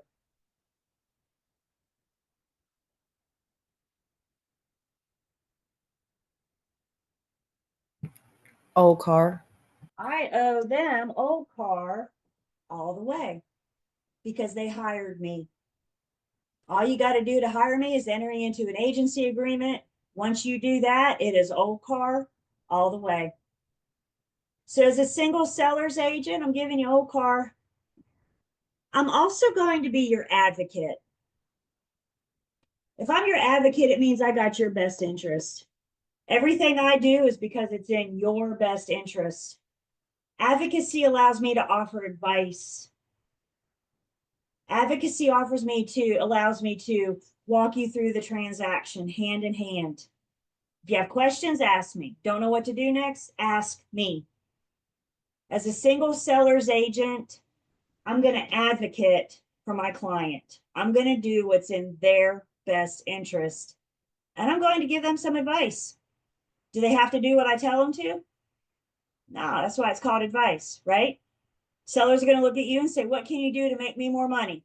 Well, I think you need to clean up your front yard, paint this room, and clean the carpets. Sellers are going to say, do I have to? No, but you just asked me how I think you can get more money. And if you got dirty, stained carpets, what's the first thing the buyer's going to see when they walk in that door? They're going to go right to that stain, aren't they? It's amazing how they just go there first. I'm giving you my advice. I'm an advocate. As a single buyer agent, then, what duties do I owe my buyer? Once again, I'm seeing mouths move.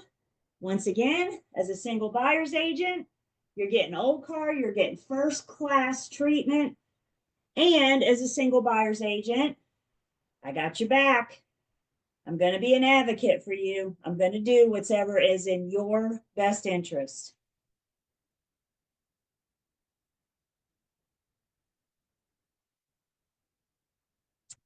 If the firm allows you to work with both buyers and sellers, but never in the same transaction, we're working with the seller or the buyer in one transaction.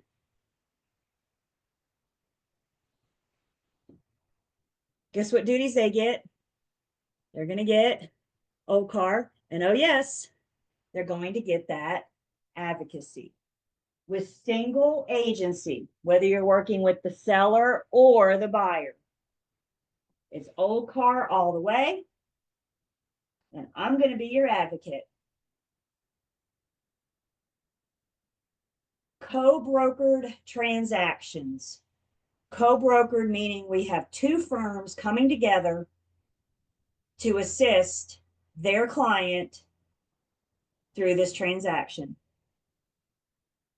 Questions on single agency or exclusive agency used interchangeably?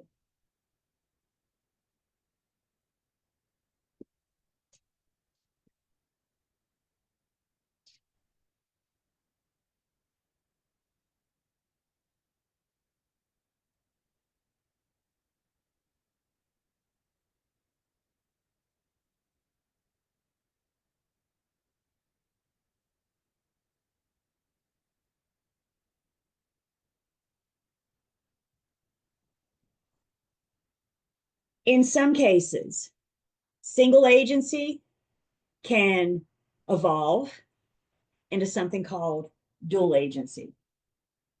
Always remember, the relationship is between the client and the firm.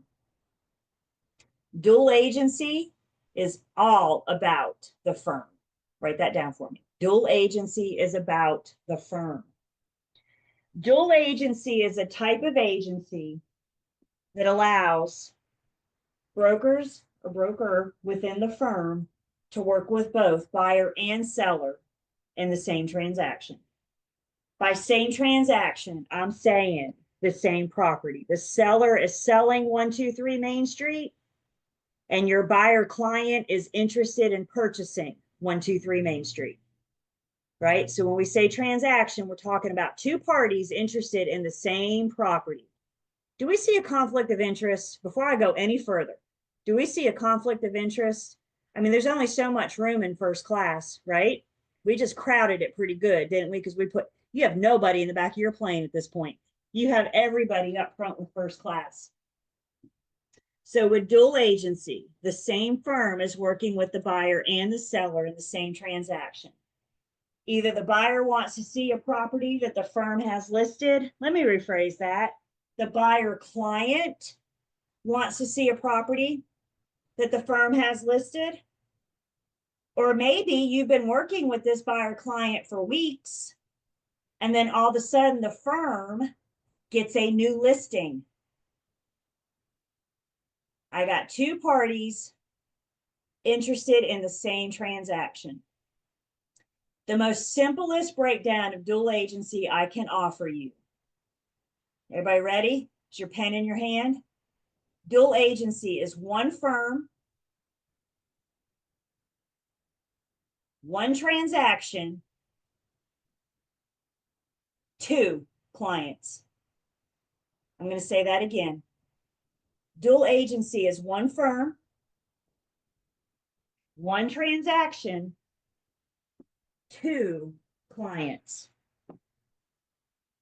Because dual agency is about the firm, it's what allows the firm to work with both fairly and equally to get them through the transaction.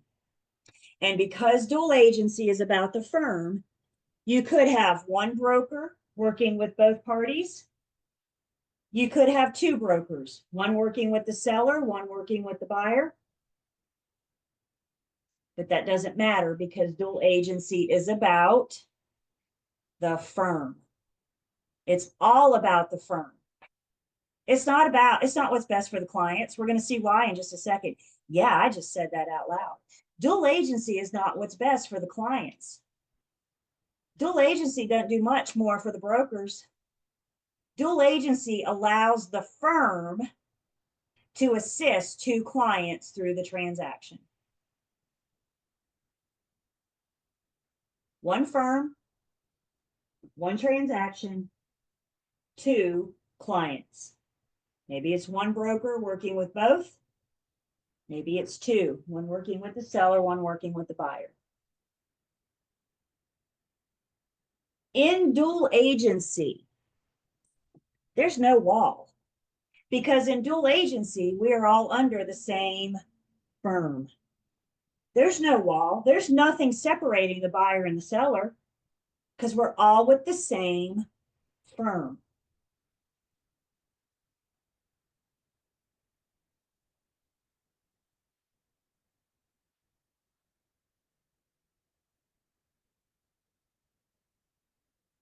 So let's see. Before we start talking about what we can and can't do, let's first talk a little bit more about how this happens. I think the scenario that we go to first. Joni's my listing agent, and Joni has a listing. And who do I want to pick on next? Houston is going to be my buyer's agent. I just look up and see people. So Houston is my buyer's agent. Houston he just met a new buyer yesterday, got a buyer's agency agreement. Good job, Houston. You're off to a good start. And in Houston's conversations with his new buyers, they discover that they are interested in Joni's listing. The firm has hired Joni, or me, the broker, the firm. The firm is all, or the buyers hired Houston. And now I got both of them interested in Joni's listing. I think we tend to think of dual agency happening where the listing comes first and then the firm brings the buyer. But what if Houston's been working with this buyer for a couple months now? They've been out looking at properties and nothing's just really grabbing them. Everything is okay, but nothing enough for them to pull the trigger. So Houston's been working hard with these buyers for a couple months now, out showing them property, helping them decide which one's the best. And then lo and behold, Joni lists something today. And Houston's buyer calls him and says, ooh, we want to go see that. Even though the buyers came first in that case, we still are potentially hitting into a dual agency situation. I got to get both parties to agree to dual agency before Houston can show the property. Because what if we don't talk about dual agency? Houston shows the property, the buyers fall in love, And then he explains dual agency and they say, no, I don't want to do that. Didn't he just waste everybody's time? He wasted his time. He wasted his buyer's time. He wasted Joni's seller's time because they had to get out of the house for that showing. So one thing is we have to get consent. We have to know that both parties, Joni's sellers and Houston's buyers, are okay with dual agency before we even show the property. With the sellers, it's going to come up front in that listing appointment. Once we've decided to list the property for sale, dual agency is covered in our agency agreements, so it takes kind of the guesswork out of it for us. So we're in that listing appointment. They decide to hire Joni. Joni's going through the listing agreement, and she gets to the point of dual agency, and she explains what we're going to talk about after break. She explains what it means to be a dual agent. And then she asks her sellers, do you agree to dual agency? And they say, no. Can I make anybody do anything? It's their right to say no. It's their right to not agree to dual agency. But now Joni needs to make sure that they understand what they're saying no to. For Joni's sellers, by saying no to dual agency, they're not allowing any of us within the firm to bring our buyer client. If the sellers say no to dual agency, what they're saying no to is that none of us within the firm can bring their buyer client. Could we bring our buyer customer? I got you telling me yes, because dual agency is how many clients? 2. So if we don't have 2 clients, then we don't have a possibility for dual agency. So if they say no, what they're saying no to is that none of us can bring our buyer client. We can only bring unrepresented buyers. Other agents in the firm can bring their buyer client, because now we're back to single agency, right? So dual agency and working with the sellers has to be discussed and agreed upon up front before I list the property, before I open it up for buyers to see it. Because if any of you are sitting there waiting on Joni to list and Joni's sellers say no, your buyers can't see that property. Is that going to make Joni's sellers change their mind? I don't know.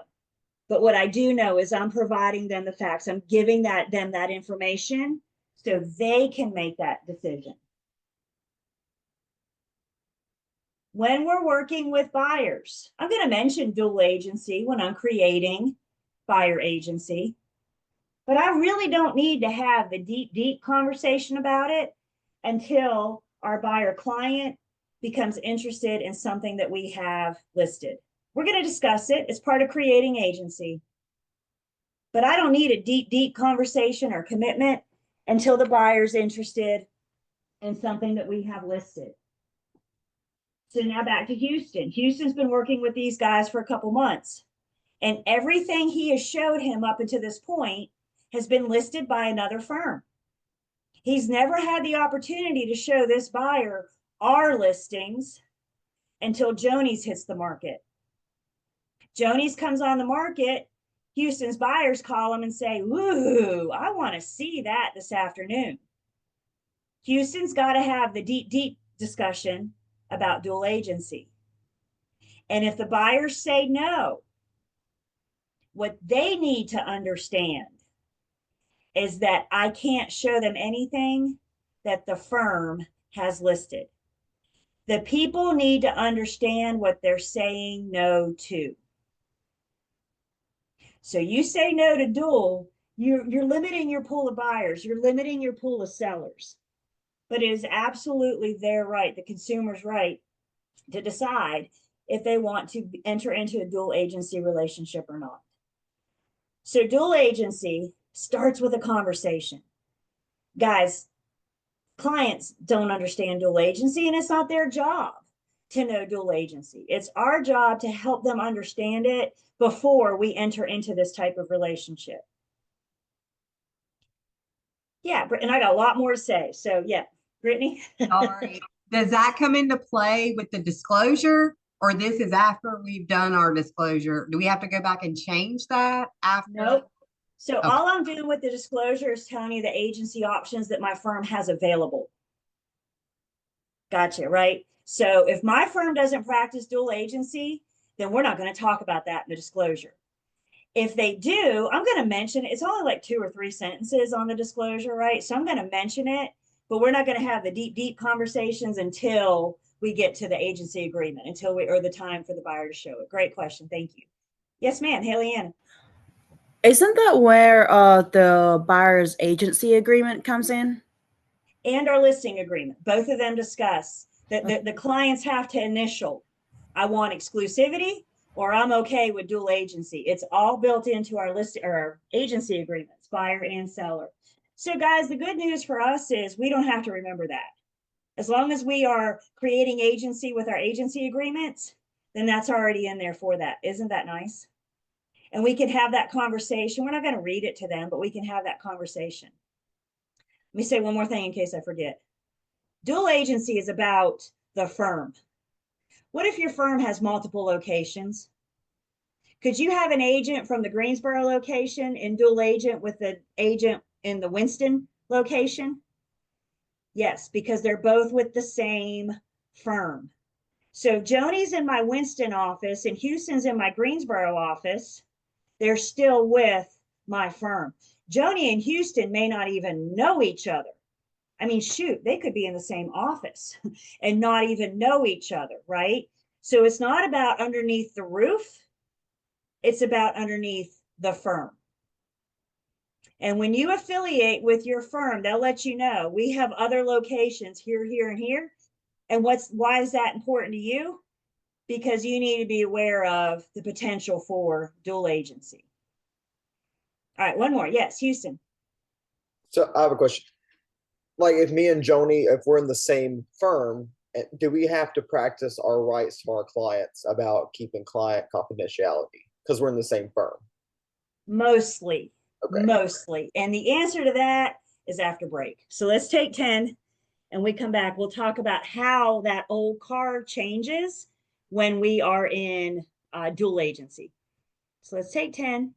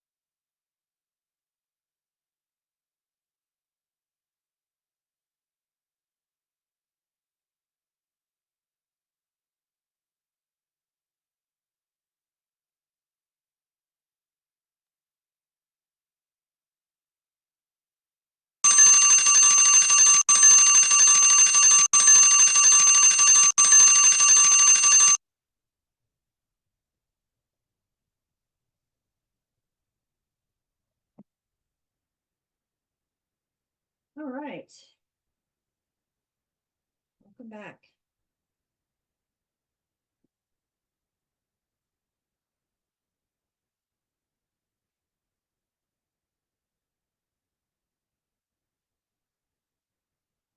Cool. Thank you. All right, so let me take attendance. And the question on the table is, when I'm acting as a dual agent, do I still owe them buyers and sellers old car? And the answer to that is mostly.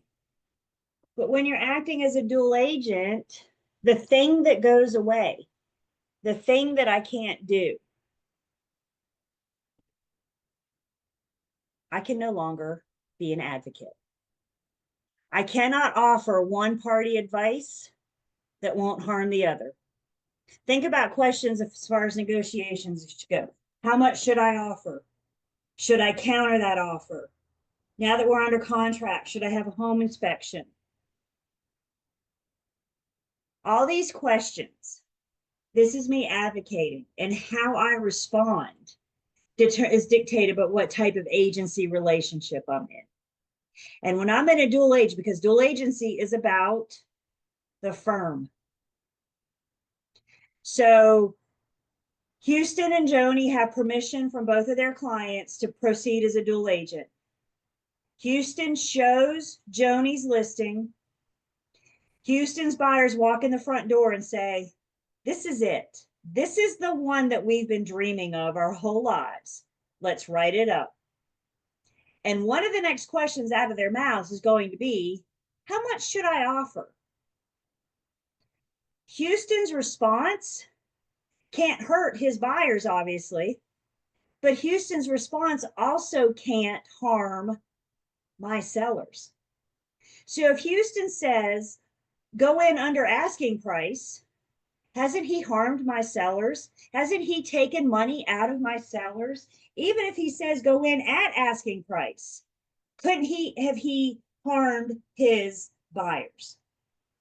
So what Houston can do, Houston can provide market data. Houston can hand them a piece of paper and say, this is what's going on in the market. You decide what you want to offer. I can't tell you, I can't give you that advice because you agreed in dual agency that my advocacy is going away. So Houston's buyers come up with a fair offer price. Houston still has a duty to his clients to get them through closing. So he's going to help them write the offer. He's going to help them fill in the blanks and in the terms that they want to offer. And then Houston's going to present his buyer's offer to Joni. Joni's going to say, thank you for your offer. Let me talk to my seller and I'll get back to you. Joni's going to call her sellers and say, we have an offer. This is how much they offered.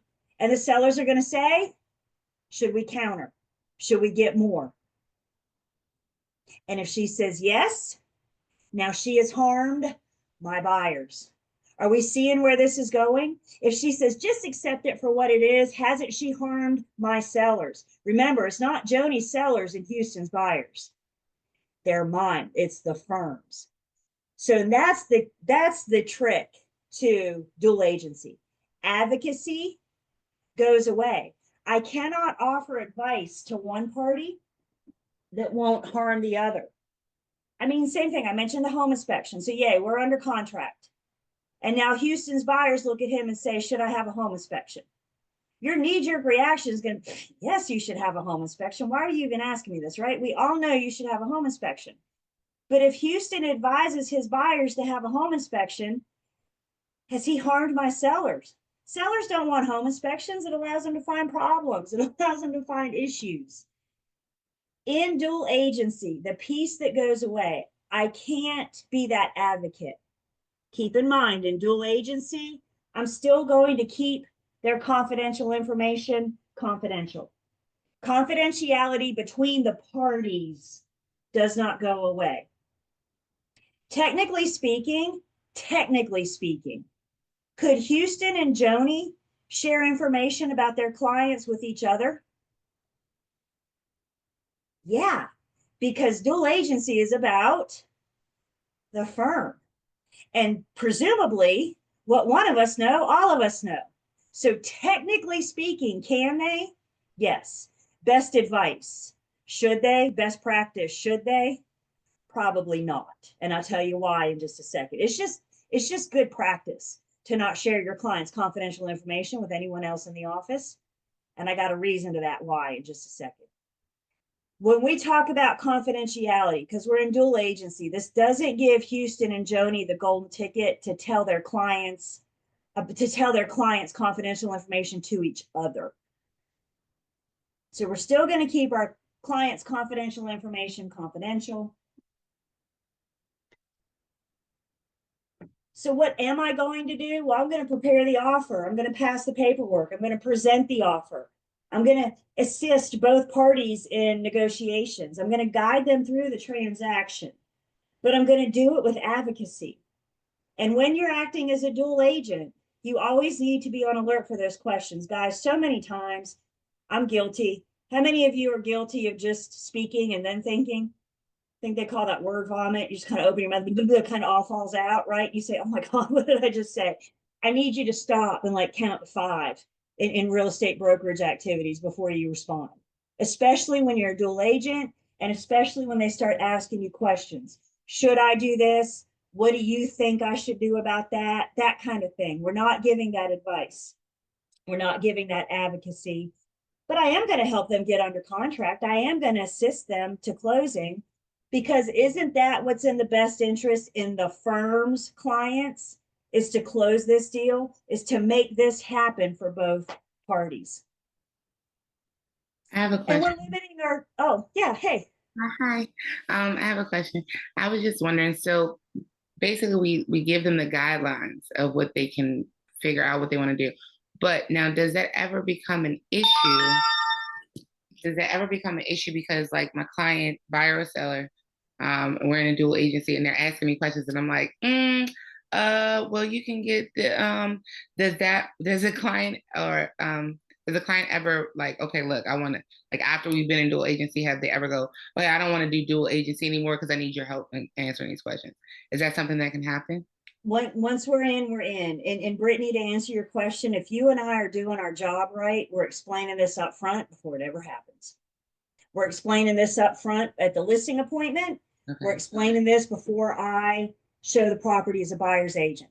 Did you hear me? If I'm doing my job right now, if I just start acting like a dual agent, then I say I can't answer that, my clients say, what do you mean you can't answer? Well, I'm not your advocate. They're going, since when and why and how, right? So Right. dual agency, it's intentionally created, which means we got to have the discussion before we start acting as a dual agent. And Brittany, you brought up another really good point.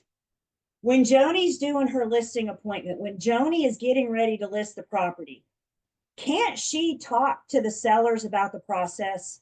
Once we have a buyer, they're going to present an offer and we're going to negotiate, we're going to go under contract, and then we're going to go to closing. Same thing with Houston. When he's meeting with his buyers at that buyer consultation, he can go through the process. When you find a property, I'll present the offer. And once we go under contract, you're going to want to get a home inspection. You're going to want to do these things to learn about the property. So I'm a big fan of listing appointments and buyer consultations because it allows us to say these things before we have the possibility of dual agency. And so now that we're under contract and Houston's buyers look at him and say, should we get a home inspection? Houston can say, as we discussed with dual agency, I can't answer that. But if you refer back to our conversation at the buyer consultation, like nod, nod, wink, wink, you'll Okay. have the answers in that. Does that make sense? That's what I was wondering. Like, how do I get them? How do I kindly say, like, okay, I'm not I already told you a that. dual agent until I am. Yeah. Okay. Yeah. I was wondering. So, yeah, the whole nod, wink, wink. Yeah. I was wondering how do I slide that in? Yep. Like, hey, we had this conversation. Like, how do I? And this is why why we should do listing appointments and buyer consultations, because I'm not a dual agent until I am. Until my buyer becomes interested in something that my firm has listed, or until my seller wants to bring the buyer something we have listed. Once we have those two clients. Okay. And the other thing I was going to say was, it's idealistic for us to kind of have dual agency continuously because no matter what, the money comes into the firm. That's right. So we That's right. always want to try to get in a position where we're doing dual agency, Well, even though it not doesn't always happen that way. careful with that word always, because not all firms allow dual agency.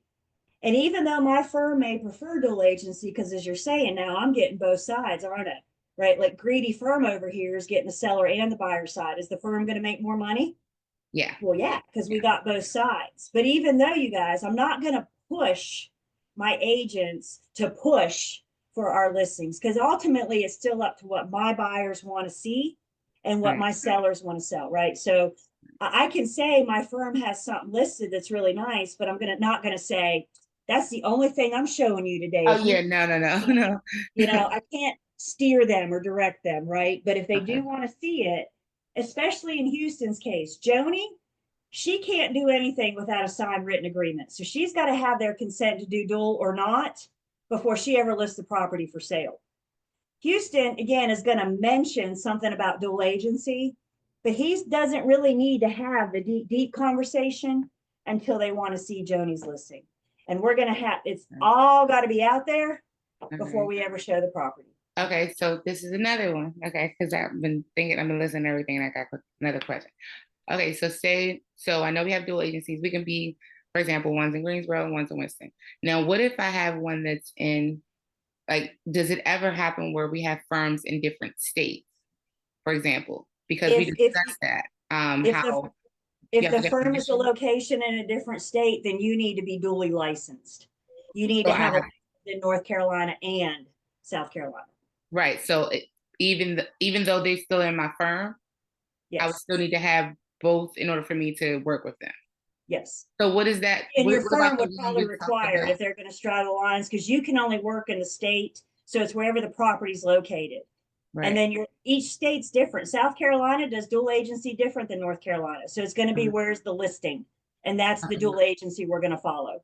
Yeah. So yeah, I was thinking like, say I live in North Carolina, but I want to move to South Carolina, and my firm is over there in South Carolina, like they're over here in North Carolina. I remember us talking about how we can get like permission from another firm. Duly affiliated, yep, with consent, yep.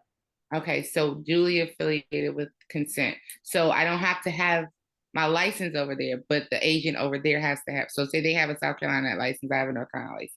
We can still work together, or I have to have my South Carolina license in order for us to work together. I'm going to say that depends. That could depend on the firm policy. The firm could say, look, we're on blended territory here. So if you want to work for us, the simplest solution is just to get your license. If not, then your only transactions where the property is in your state. So I'm going to say the answer to that is it depends. Okay. Okay. But let's just reel back into North Carolina for now, one state at a time. Oh yeah, okay? no, I was just wondering, is that another way dual agency can work? That's It all I was depends. wondering. Yep. Okay. Yep. Thank you. Thank you. Desiree, hello. Hi. Yes, I had a quick question. So when you affiliate with a firm, is that like a for life or for career type deal, or can you change? And how often can you change, or is that depending on your contract?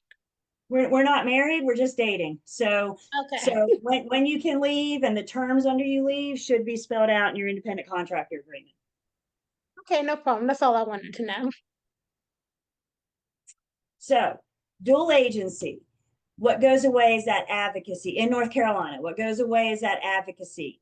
I'm still going to keep my clients' confidential information confidential. So in other words, what if, who else can I pick on? Brianna, I looked up and saw you. What if Brianna is acting as a single agent, dual agent? Brianna's working as a dual agent. She has the seller and the buyer. She knows everybody's confidential information, doesn't she? She knows it all. Can she tell the seller things about her buyer? Can she tell her buyers things about her sellers? So that's the trick. When you're a single agent, dual agent, you have all of the information, but you still got to keep the client's confidential information confidential amongst themselves. I never have a golden ticket to share information about sellers and buyers to each other. When we talk about dual agency, let's use the analogy of a football game. Have any football fans? A couple of you? The rest of us, you see football, you know what I'm talking about, right? We've seen a football game. Okay. So football game, when we're looking at the field, we can see that there are two teams on the field, right? I got team seller and I got team buyer. And team seller and team buyer are both in it for two different things. The seller wants to sell high, the buyer wants to buy low. So they're competing teams. Prior to entering into dual agency, the firm is playing the role of the coach. Prior to dual agency, the firm is on the sidelines shouting advice. Come in under asking price, get a home inspection. Prior to dual agency, the firm is the coach. Once we enter into dual agency, the firm's role changes. The buyer's still buying and the seller's still selling. Their roles have not changed. But in dual agency, the firm can't be the coach. In dual agency, the firm changes to the referee. Is the referee still a pretty big part of the game? Aren't they making sure everybody gets to the end of the game, following the rules and doing what they're supposed to? Is the referee offering advice? Does the referee ever tell the quarterback which play to make next? Not if they want to be a referee for long, right? The referee is not giving advice. And in dual agency, we went from the coach and exclusive, and we have switched to the referee in dual agency.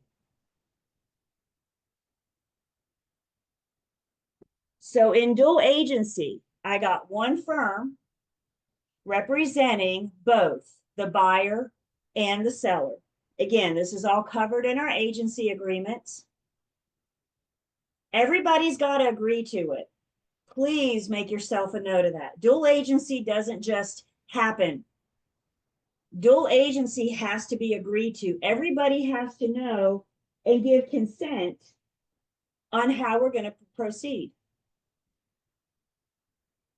And again, dual agency is one firm, one transaction, two clients. But it could be one agent in the firm working with both parties, which was Brianna, that was working with the buyer and the seller. Dual agency could also be two brokers, two people in the firm. So remember, I had Joni as my listing agent and I had Houston as my buyer's agent. They're both with the same firm, but they're two brokers within the firm. This is important.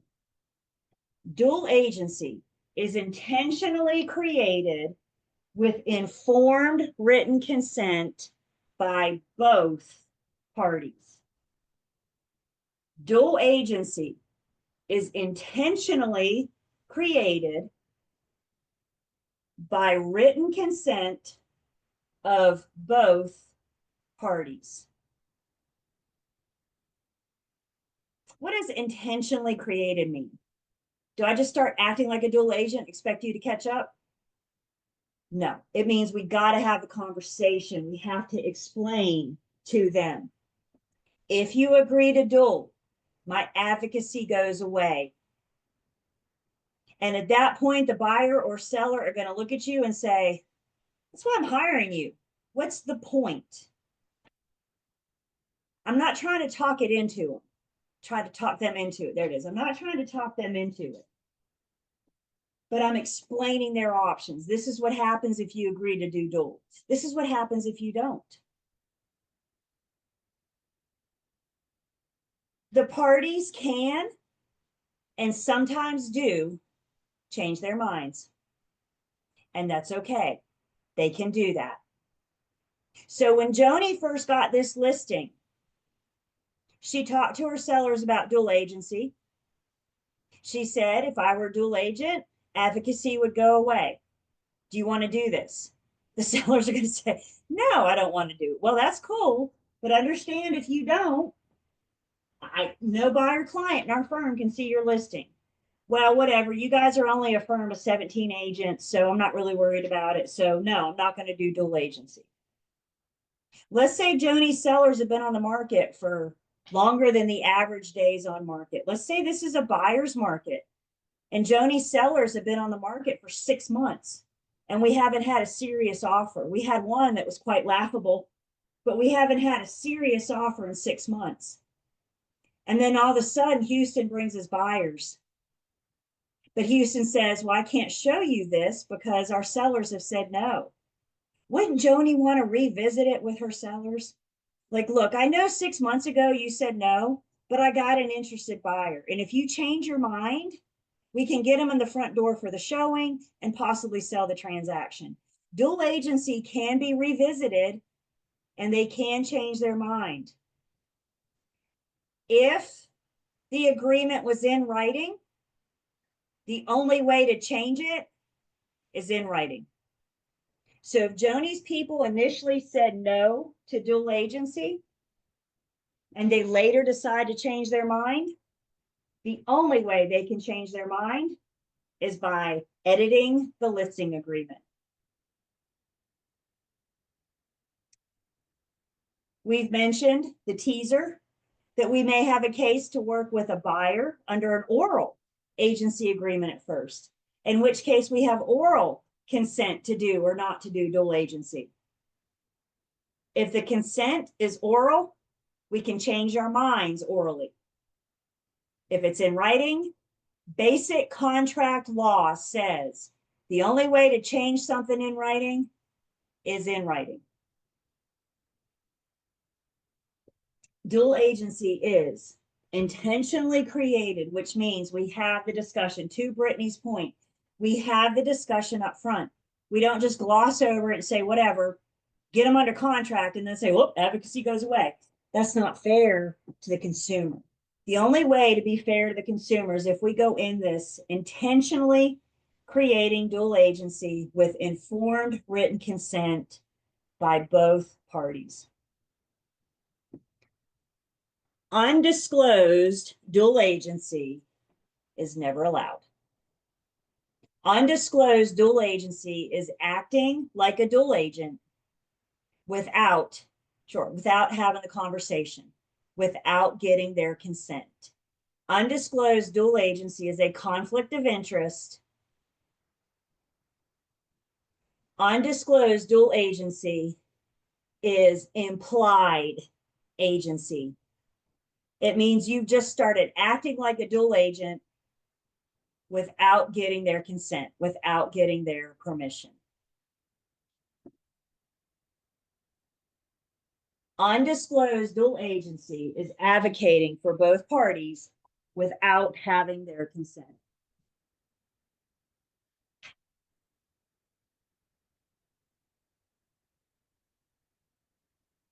Now, I kind of hit on something that I want to spend a minute talking about.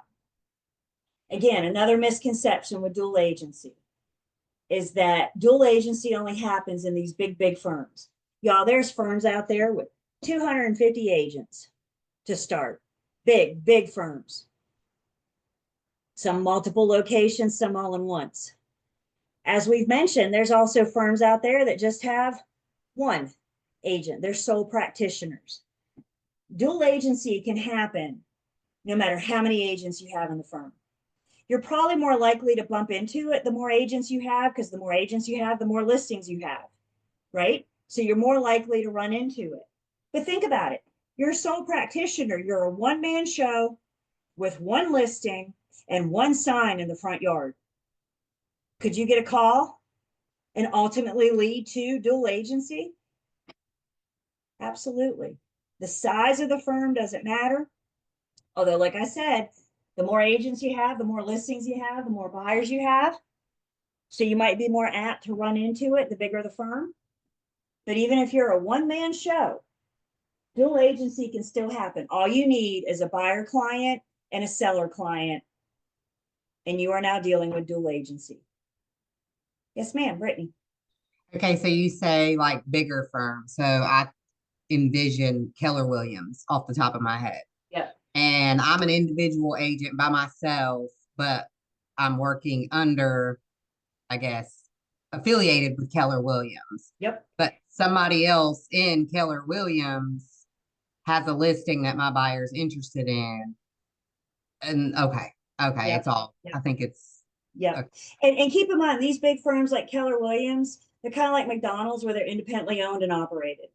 So it might be your Keller Williams only has 3 office locations. You're not competing like nationwide. You know what I'm saying?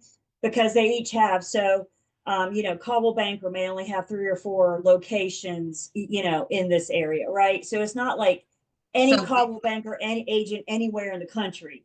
It's just whichever ones are your firm. Gotcha. So really off the gate, if you're affiliating with a firm like that, you want to just go ahead and have the dual agency conversation right off the bat. Yes, yes.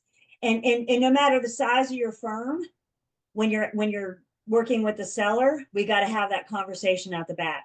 Because as soon as I list the property for sale and buyers see it on Zillow, because I don't know where that buyer's coming from. Is it coming from you? Is it coming from another firm? Are they unrepresented? All I know is when I promote that listing, it's going out. And I need to know with the sellers up front, no matter if you got 1 or 200, Again, with buyers, we're going to mention it because we're doing our working with real estate agent disclosure, but we don't need to have the deep conversation about dual agency until they say, I want to see something listed by your firm. Okay, hold up. Before we do this, let's have this. Remember when we mentioned something called dual agency? So let's discuss it now. Let's have a big conversation about it. Does that make sense to everybody so far? So advocating for both parties without their consent, it's a conflict of interest. So let's see, loyalty. When we're talking about that L, an old car, we rattled off a couple conflicts of interest.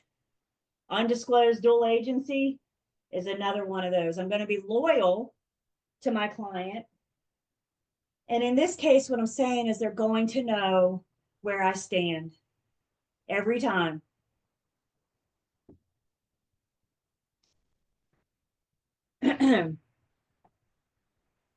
Dual agency is intentionally created with informed written consent. We have to have the conversation. We have to tell them what that means. The consumer doesn't know what that means. It's not their job. Their job is to buy a house or sell a house, right?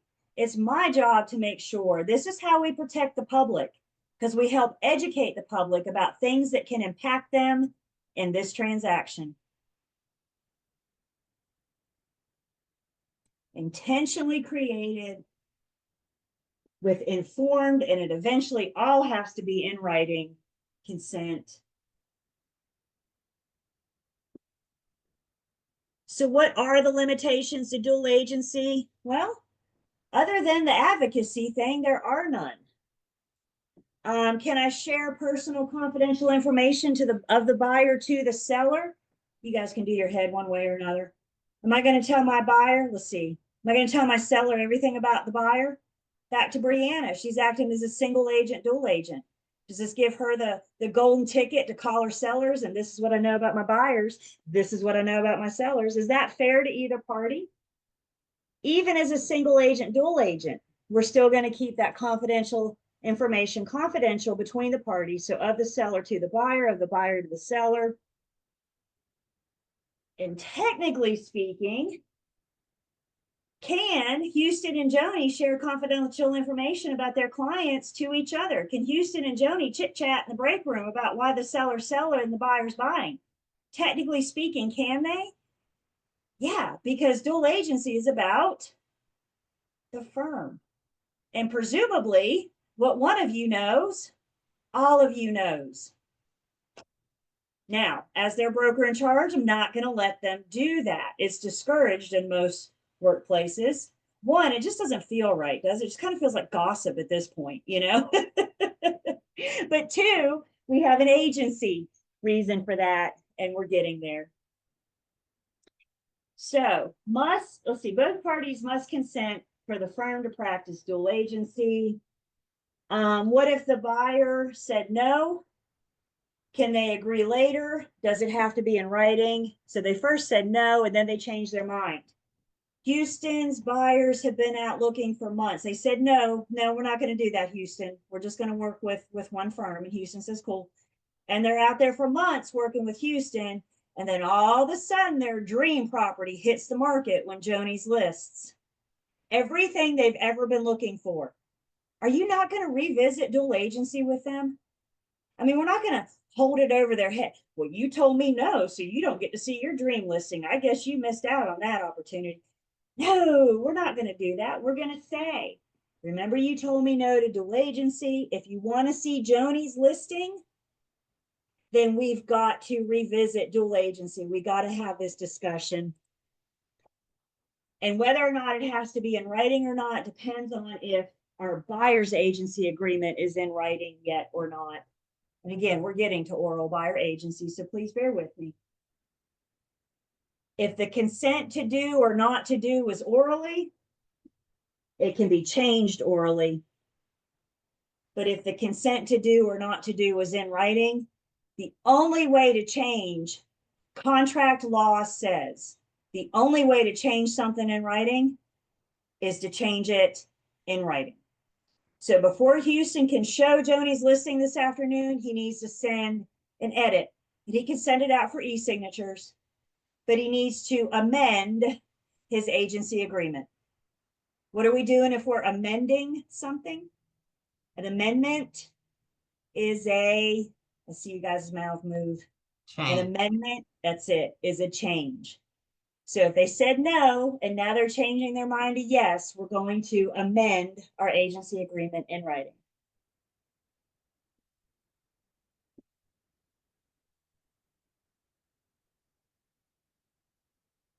Dual agency, one firm, one transaction, two clients. Test questions. You first off need to determine if you're in a dual agency situation or not, because they're going to have dual agency and answer choices, and I don't know if they belong there or not. But when you see those answer choices, you need to go through the question and ask yourself, how many firms, how many transactions, and how many clients? And I think that's the problem topic. If Joni is working with a represented seller as a client and Houston's buyers are unrepresented, those buyers are our customers. If I got one client and one customer, am I in dual agency? No, because you don't have two clients. So we need to make sure that the one firm and the one transaction is representing both buyer and seller. Dual agency is it doesn't sit well with us. I think many of you that I get to meet and the opportunity to talk to, many of you tell me part of the reason why you're coming into real estate is because you like to help people. You want to help people achieve the American dream of home ownership. And now here I am battling on about a time that we may not be able to be their advocate. And you might be going, why am I getting into this? If I can't be an advocate for my buyers and sellers, then why am I here? So I have a possible solution to dual agency. It may make you bring the warm fuzzies back to agency. I have a possible solution for dual agency. And once we're in a dual agency relationship, we may be able to enter into designated dual agency.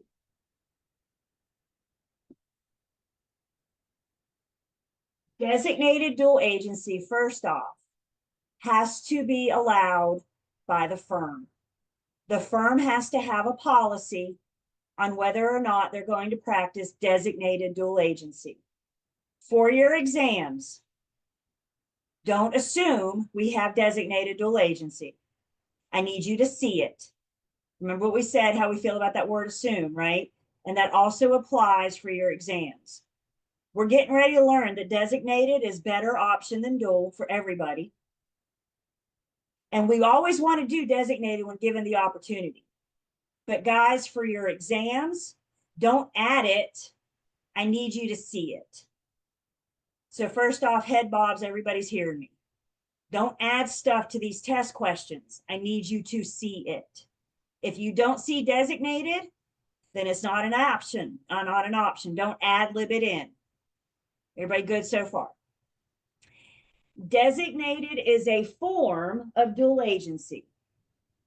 So in order to practice designated, first off, we have to have the firm has to allow us. But in order to practice designated, we first have to get the parties to agree to dual. If anybody has said no to dual, then designate is not an option, because designated is a form of dual. So step one, I got to get informed written consent by both parties to do dual. Step two, if my firm offers it, we can discuss the possibility of the parties agreeing to do designated.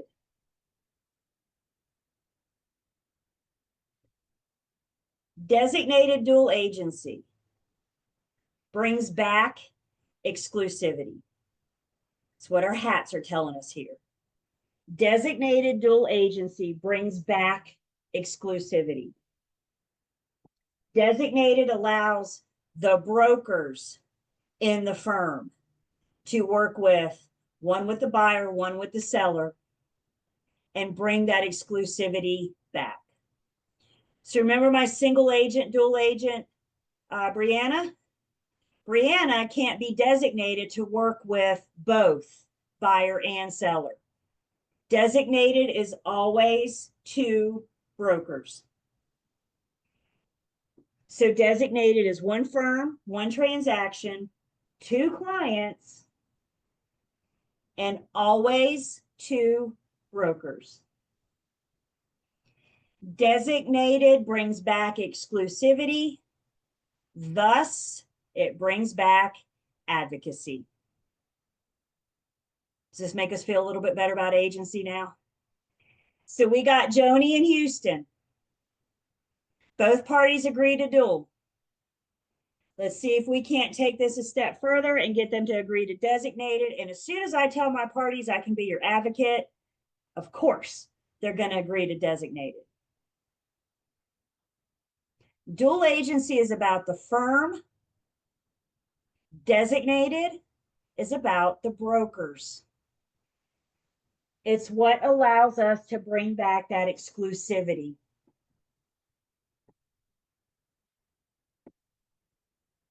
So designated is always two or more brokers. There's a couple limits. First off, the firm has to allow it. The broker in charge and the provisional broker can never be designated opposite of each other. The BIC and the PB can never be designated opposite of each other. The reason being for this is because of the relationship between the BIC and the PB. As a provisional broker, your broker in charge should be in your back pocket. They're going to be at least preparing you for that listing appointment, if not going with you to that listing appointment. They're going to be helping you get ready for that buyer consultation, if not sitting with you during the buyer consultation. As a provisional broker, your broker in charge should be in your back pocket. So due to the nature of that relationship, if Joni's my PB, Joni's my provisional broker, and I went with her to that listing appointment, don't I know something about her sellers? Don't I know something private and confidential? I mean, shoot, I was sitting there on the couch next to her when she was gathering this information. What if I didn't go with her to the listing appointment? I still prepared her for it. And as soon as she got done, I called her and said, Joni, how'd it go? Tell me about it. Because of the relationship between the BIC and the PB, because the BIC should be in the PB's back pocket, the BIC and the PB can never be designated opposite of each other. Please hear me. They can be in dual, because dual is about the firm. That is probably the number one problem topic in this whole unit. The BIC and the PB cannot be designated opposite each other, but they can be in dual. Because dual is about the firm. Designated is about the broker. So BIC and PB, never allowed to be designated opposite of each other. And nobody can be designated if you come into this with prior confidential information about the other side. So I'm the broker in charge. Joni's my listing agent. Houston's my buyer's agent.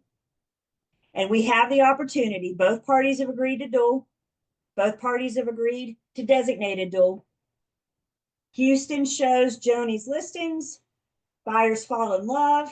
We are now under contract in a designated dual agency relationship. Prior to designation, the BIC should designate.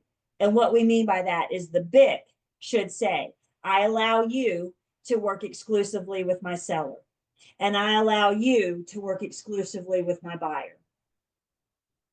And as the BIC, before I designate, I need to ask Joni, my listing agent, do you know anything about my buyers that could harm them in this transaction?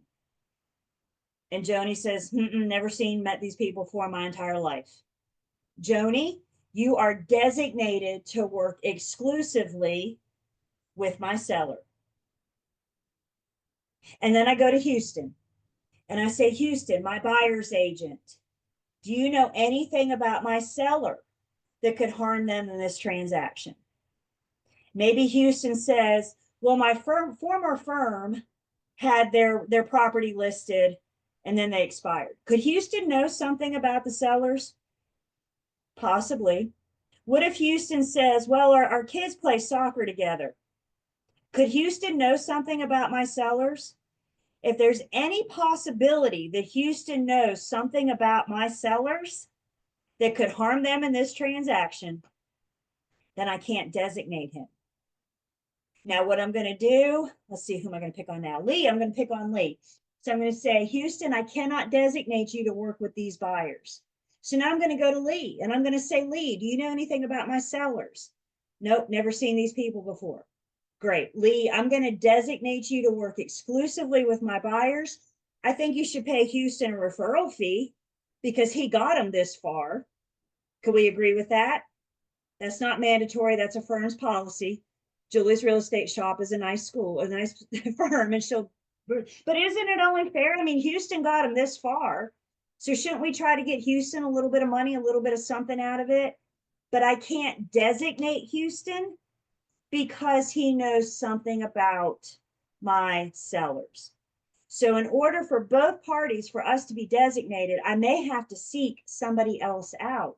But remember, we're all subagents. We're all under the same firm. And also remember, you guys, I don't think I've said this yet. Agency ain't about you. It's about what's best for our buyers and sellers. And isn't offering designated, isn't bringing back that exclusivity what's in their best interest? Again, for your exams, I need you to see it. I get that it brings back the warm fuzzies and we expect it in every transaction, but that's not the case because not all firms offer it. And for your exams, I need you to see the word designated before we proceed, before we look at this. The wall is back with designated. When we talked about, or when we looked at dual agency, I don't think I had a picture for that. I need to add one. But when we looked at dual agency, we did. There was no wall. The wall didn't exist. And now that we have designated, the wall's back, the firm is still in dual. The firm's role did not change. So everybody but Joni and Lee are still in dual agency. We're still straddling the wall. Joni's been kicked off the wall to work exclusively with my seller.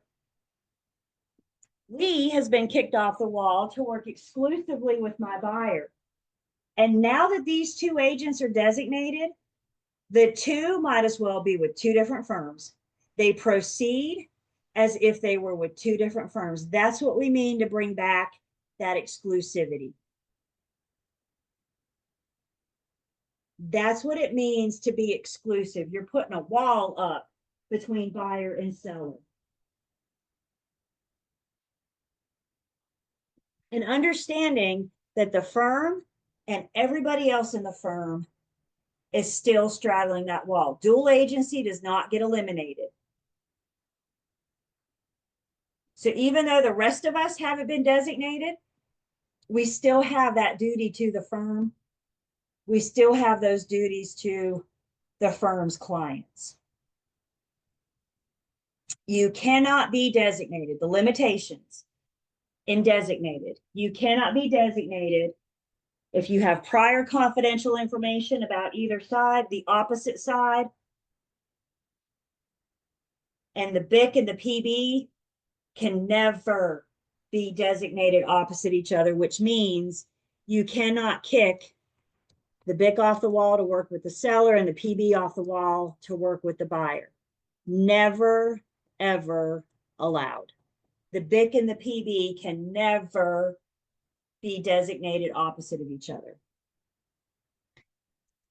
So now that as the BIC, I've confirmed that Joni doesn't know about my buyers and Lee doesn't know about my sellers, anything that could harm their negotiations.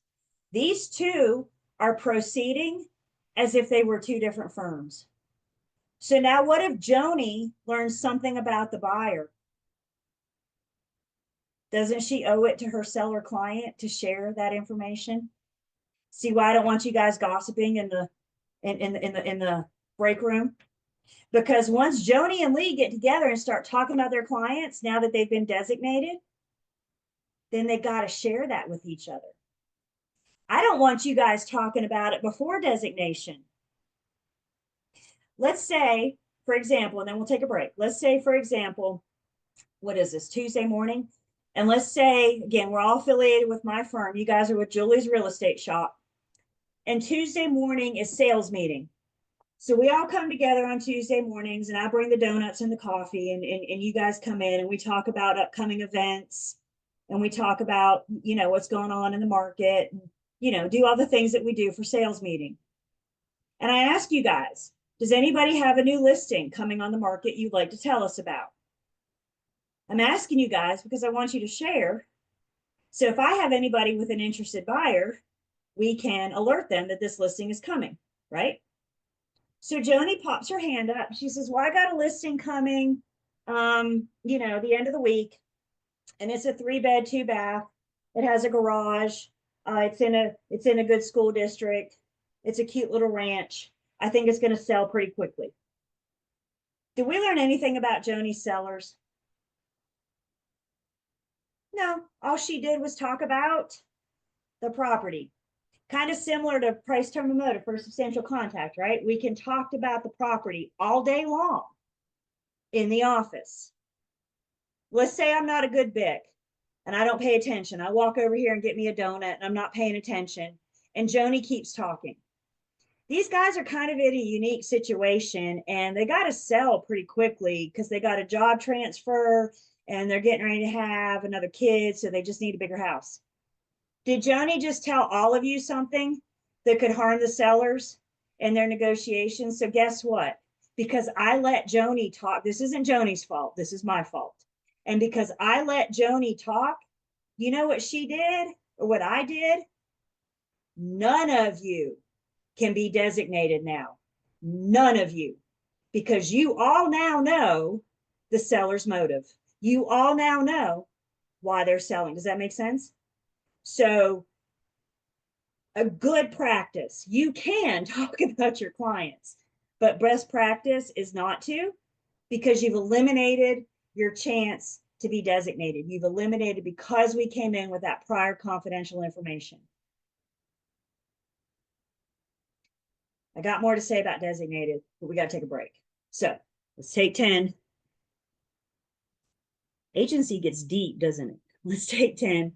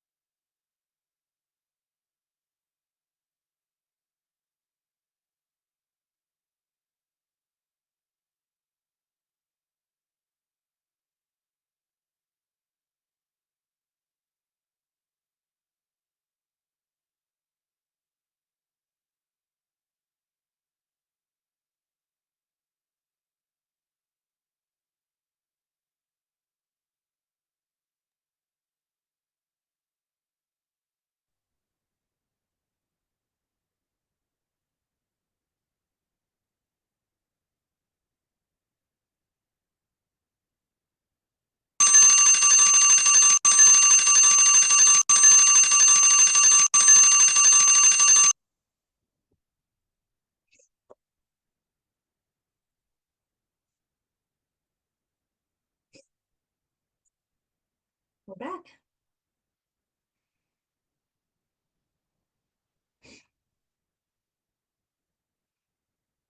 All right, cameras, attendance, designated dual agency. So the wall just came back. Designated brings back exclusivity. Designated brings back that wall.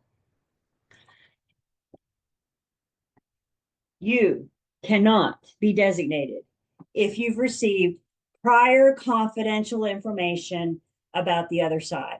Again, the BIC or whomever, maybe a partner, a qualifying broker, whoever the firm allows to do the designation.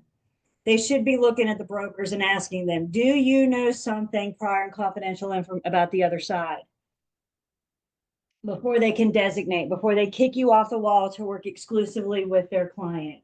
And if you say, yes, I do, doesn't matter how, but if you say, yes, I do, then you cannot be designated. And then the problem topic, you guys, the BIC and the PB cannot be designated opposite of each other. Please make a note. They can be in dual, because dual, say it with me, is about the firm.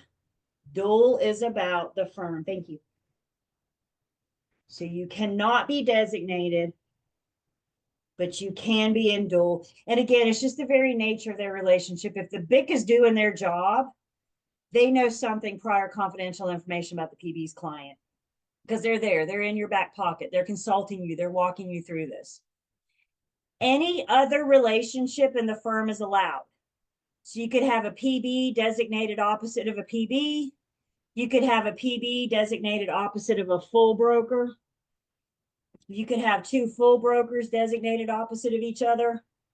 You may have a BIC be designated opposite of a full broker.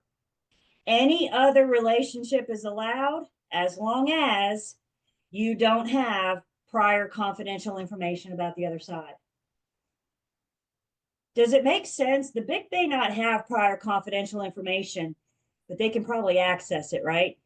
They can access those files. Many BICs, well, first off, some firms allow their BICs to do sales and other firms want them to be BIC only, right? So just up to the firm whether or not your BIC can do sales. And many BICs I know won't allow themselves to be designated because they have access to the files. They have access to the information. But the commission rule will allow the BIC to be designated if they don't have prior confidential information about the other side. Remember, you guys, stick with the question. Stick with what the question's saying, what the question's asking you. Don't read into it. Don't start this. Well, what if this? You've just read things, saw things that weren't there. You've deviated from the question. So any other relationship can be designated as long as they don't have prior confidential information about the other side. Once you've been designated, once one of you has been kicked off the wall to work exclusively with the seller, and another one of you has been kicked off the wall to work exclusively with the buyer. Now that you're designated, those two brokers can proceed. They might as well be with two different firms. They're bringing exclusivity back. And that's what designated does. It brings back advocacy. It brings back exclusivity. And isn't that what's best for the buyer and the seller? To have that advocacy, to have that exclusivity. That's why they call us to begin with, because they think we're going to be their advocate. So if the firm allows it, I don't know many buyers and sellers are going to say no if you're explaining it right, if you're explaining it properly. Firms that may not offer designated, the sole practitioner cannot. They don't have the option, because the sole practitioner tells us how many brokers. You can show me how many brokers? 1. And how many do I need for designated? I need 2. So there's no possible way that the sole practitioner can be designated. What if we were a small firm? What if there's only 3 or 4 of us and we do everything together? We're acting as like a little team and we're out doing everything together. Are we coming into this with prior confidential information? Probably, probably. So it would be my firm's best practice to offer designated. So again, it's not automatic. The firm has to offer it. The firm has to make that an option for their brokers to offer buyers and sellers. As a designated dual agent, we're still an old car. And guess what? Advocacy has come back. Now, when they ask, what should I offer? Should I counter offer? Should I get a home inspection? Our answers are X amount. Yes, right? I mean, now we can advocate. Now we can give that advice. And because we brought back that exclusivity, again, we might as well be a co-broker transaction. We might as well be in the same transaction. By the way, dual agency, because it's one firm and designated because it's a part of dual agency is what's referred to as an in-house transaction. So I got a co-broker transaction where I got 2 firms. I got an in-house situation where I only have 1 firm.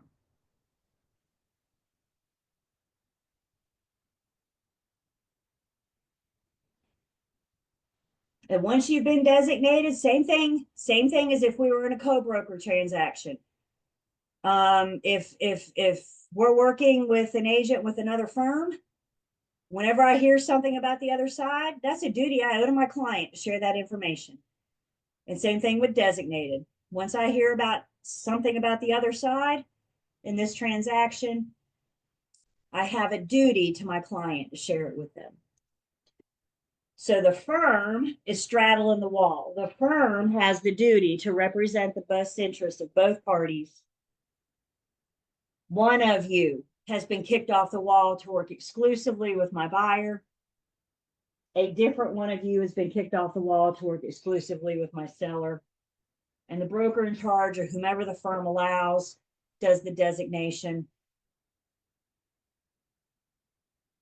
And again, it's all covered in our agency agreements. They make it very, very easy for us. And so we'll see this, kind of revisit it when we're going to look at our agency agreements.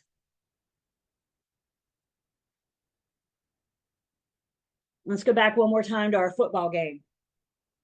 Prior to dual agency, we were coaches. Dual agency happened and we became referees. Designated dual agency, guess what? We're back to being coaches again. The firm is still the referee. But the 2 brokers that have been designated are now back to being the coaches. They're back on the sideline shouting advice. Offer less than asking price. Get a home inspection. Counter offer, right? We're off on the sideline shouting advice. The brokers, the 2 brokers in designated.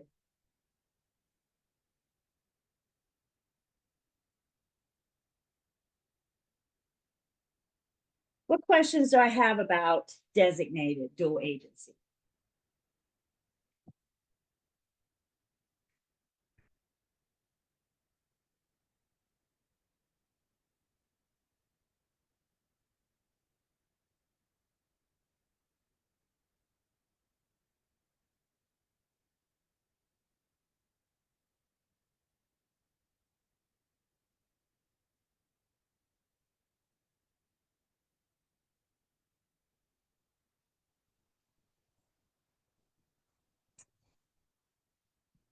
I'm a big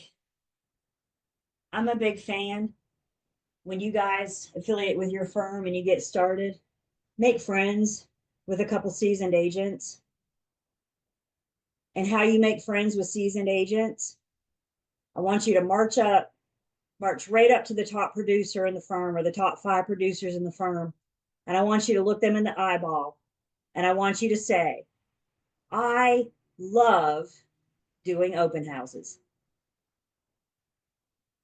You know, it's a great way for new agents to meet potential buyers. Open houses. You know what seasoned agents don't like to do anymore? Open houses. How do you make friends? You do their open houses. So you're doing their open houses to get potential buyers. If you get a buyer for their listing, couldn't you be a good candidate to be designated? Is everybody with me? Kind of see how this goes. Don't just walk up to a seasoned agent and say, give me business. They're going to turn around and walk away. That's that. But if you can help them help themselves, help their clients, does that make sense? And the more open houses you do, the more buyers you meet. The more buyers you meet, it's a numbers game.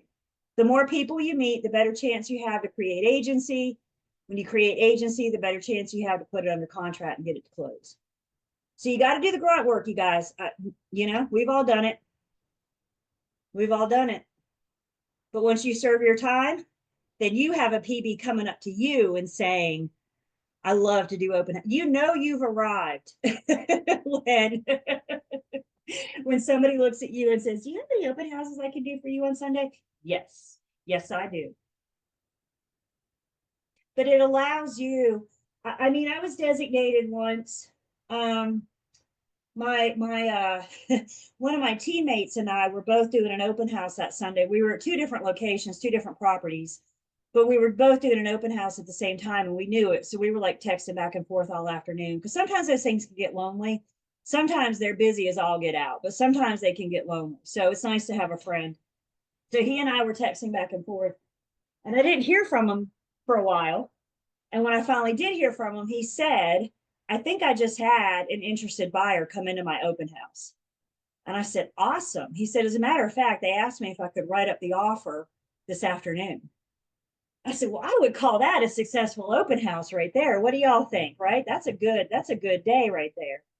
And then he said, Julie, I know my sellers wouldn't be happy with me, myself, working with both sides. They understand dual agencies about the firm, but they wouldn't be happy as a single agent, dual agent. I get that. So he asked me, do you want to write this up for the buyers? In which case I said, yeah. I mean, that business literally plopped in my lap because we were texting that afternoon. Does that make sense? And so he and I were designated. The only thing he knew about the buyers at that point is that they were interested in bringing an offer this afternoon. But he didn't want to write it up. He didn't want to put himself in that situation. So by default, I got a buyer out of the deal.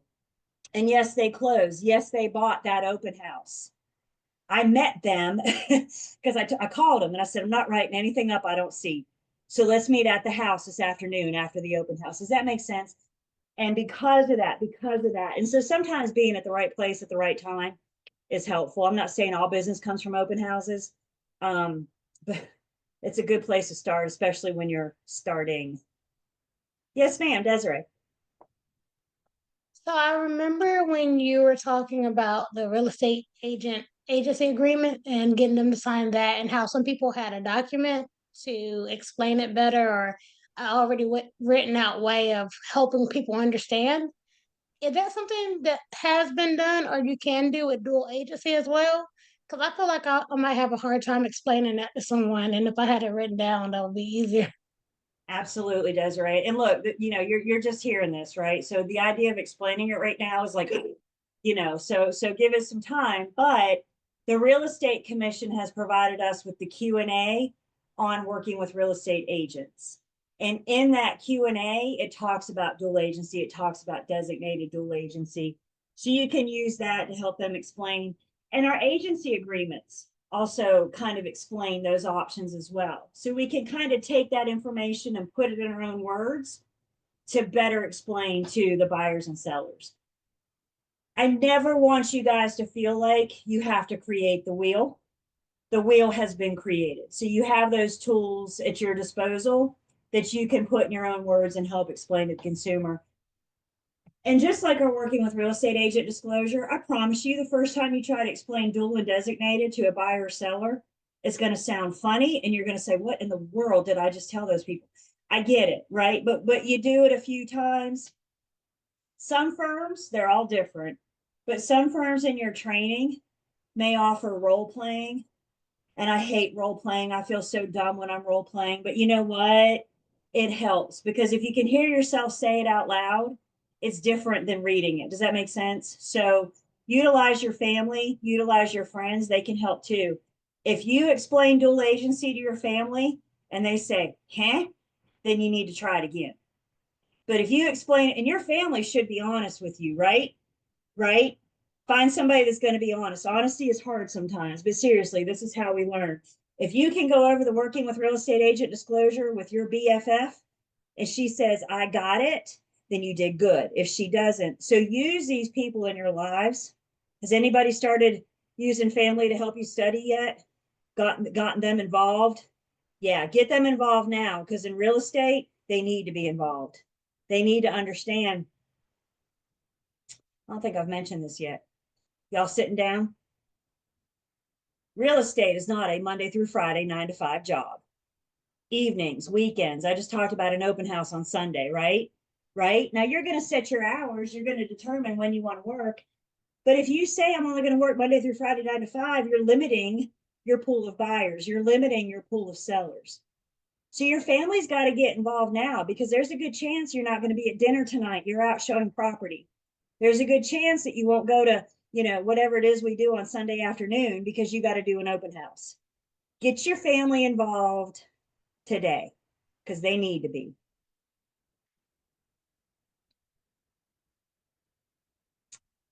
My firm we do our awards banquet every year, and we just had our awards banquet a couple weeks ago to recognize our success from last year, from 2024. And my broker in charge takes time every single year to thank the spouses, because families got to be involved. This is not just a you decision. So get them involved now. Tell them after class you're going to go over the working with real estate agent disclosure with them. But yes, you can use those forms, and you'll get all of the forms once you get out. Anything else? Can we access the form? Can we access the disclosure form? Is that on LTP? It's in Learn Test Pass. Yep, and the Q&A brochure. There's a tab called Unit 3. Unit 3 resources, and so both of those are in the Unit 3 resources.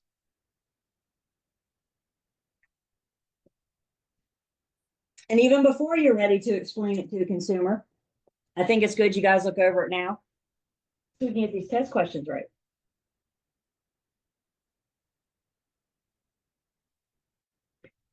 Dual agency is about the firm.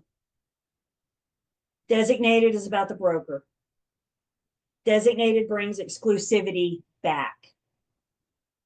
Designated buyers and sellers. And look, what if you have a buyer or seller? Like, no, I don't want to do dual. I don't want to be I don't want you to be my advocate. I don't want you to go away. If the firm offers it, can't we discuss it? Can't we offer that as a possibility? Look, I hear what you're saying, but if the other side comes in and agrees to it, then we could have a designated dual agency relationship. So we can kind of use it as a carrot. But if we're explaining it right, why wouldn't a buyer and seller agree to designated? Right? The hard thing is getting them to do dual. I'm not going to be your advocate. Sign here. What did she just say? Designate is the easy piece. But they got to agree to dual first. You can't have dual. No, you can't not have dual and have designated. I got to get 2 yeses, a yes to dual and a yes to designated. Okay, question. Yep. So say I'm ready to go into a dual. My clients want to go into a dual agency. Me and Brittany are in dual agency, right? And we're just in regular dual agency. And then my client, I realized that we're going to go into designated. Say Brittany brings in designated to me, right? So, but I can't go into designated because I know her clients already, or I know some information. I can't go into it. Now, what if now I have to transfer it over to Desiree? Say the BIC says, okay, Desiree can get it. Do I no longer get that commission? So it's up to the firm's policy. Okay. It's up to the firm. So some firms may say, Brittany, since you made it this far, I can't let you continue because they want designated and I cannot designate you. So some firms may say, hey, Desiree, do you want a buyer client? In which case she's going to say, yeah. and I'm going to say, Desiree, I need you to pay Brittany a referral fee because she got them up to this point. And Desiree is going to say, sure, because she understands that she got them to this point. But guys, hear me. That's a firm policy thing. That's a firm policy thing, how that's going to handle. I'm not going to, y'all don't look at your BIC and say, but my pre-licensing instructor said, no, it's a firm's policy thing. The firm decides how they handle that. If I were your BIC, yes, I would get you a referral fee, but not all BICs think like me.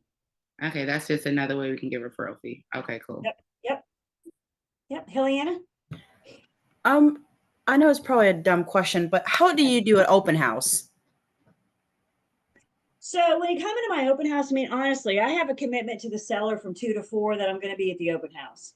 So if I have a buyer coming in interested and they want to write it up this afternoon, I'm going to make arrangements for them to meet me at the office at like 4:30 or something, right? So I'm not going to shut down the open house.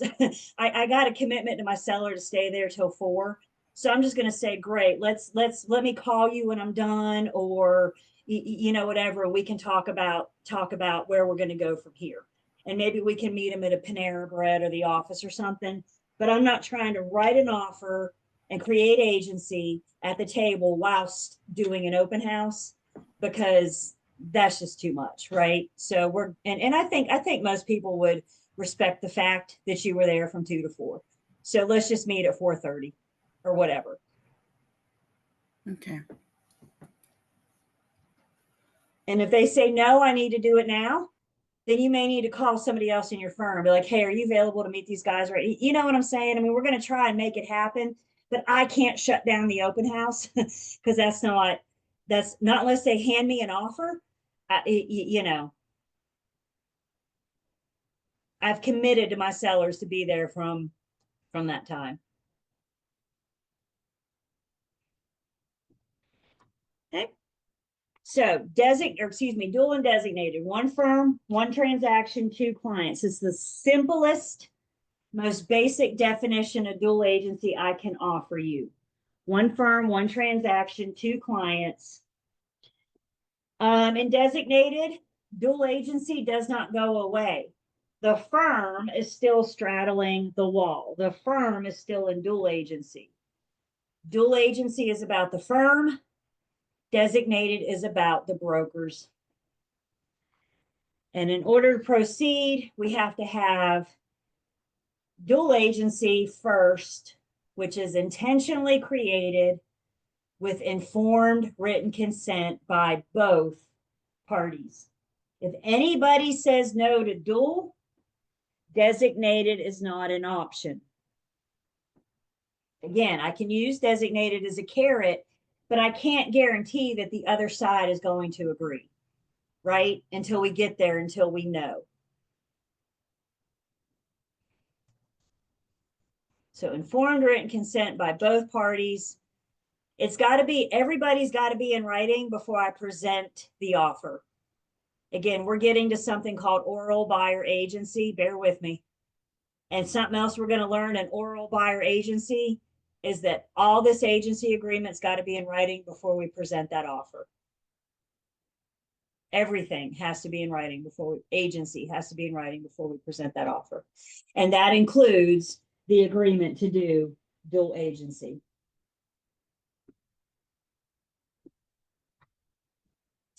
You cannot be a designated dual agent if you've received prior confidential information about the other side. So prior and confidential information, I don't care how you know it. Maybe they were former clients of yours. Maybe you guys go to the same church. I don't know. It doesn't matter to me. If you know somebody, because guys, again, people talk. So back to Houston and Joni. I'm getting ready to designate Houston. And I say, do you know anything about my sellers? And they say, yeah, we're in the same Sunday school class. Isn't there a good chance they're sitting in Sunday school going, we got to sell a house because da-da-da-da-da, right? People talk. It's okay for the sellers to tell why they want to sell. It's not okay for me without their written permission. Does that make sense? So if they want to go to work and church and tell everybody why they're selling, that's on them, not on me. Can you have the agreement already written out in case someone wants to buy at an open house? To an extent. I am provided with a pre-printed form and I can fill in the blanks. So I may be able to fill in some of the blanks, but most of those blanks are an agreement between the two of us. So we don't want to pre-fill in blanks before I meet the people. And guys, when we see our agency agreements, we're going to see, I don't have that many blanks to fill in. So it'd be nothing for me to meet you at Panera after the open house. Let's do our disclosure, agency agreement, and then I can write that offer. Oh, while we have a cup of coffee, right? Or Sprite if you can't do caffeine in the evenings. So, but we can have these, forms. I mean, I carry this stuff in my trunk because doesn't the internet go down sometimes? So yeah, I have disclosures and agency agreements in my trunk. I could write an offer up on the hood of my car if I wanted to. I'm not going to say I'm ready for anything, but yes, I'm prepared. So you can't be designated prior confidential information. And then the problem topic in this section, even in this unit, the BIC and the PB cannot be designated opposite of each other.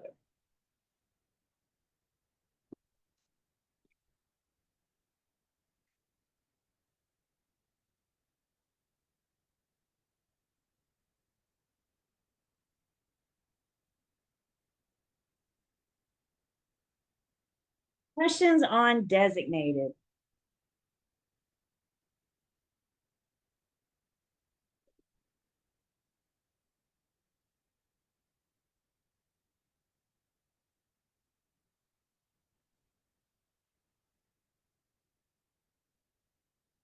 Our other agency option then is something called seller subagency. Again, write stuff down for me. If you are acting as a seller subagent, remember there's two different forms. One we've already discussed. Once one of us gets a listing, we all get a listing. That's one form of seller subagency. The other form of seller subagency is when you're working with a buyer customer. You are working with an unrepresented buyer. So if the buyer, for whatever reason, chose not to hire you, and you're allowed to proceed as a seller subagent, whose best interest do you have in this transaction? You have the sellers. Seller subagency in this form, working with an unrepresented buyer. Maybe you're with the same firm as the seller. Maybe you are not. The key here, the trick here, is that you are bringing an unrepresented buyer to the transaction. Maybe we're in the same firm, maybe we're not.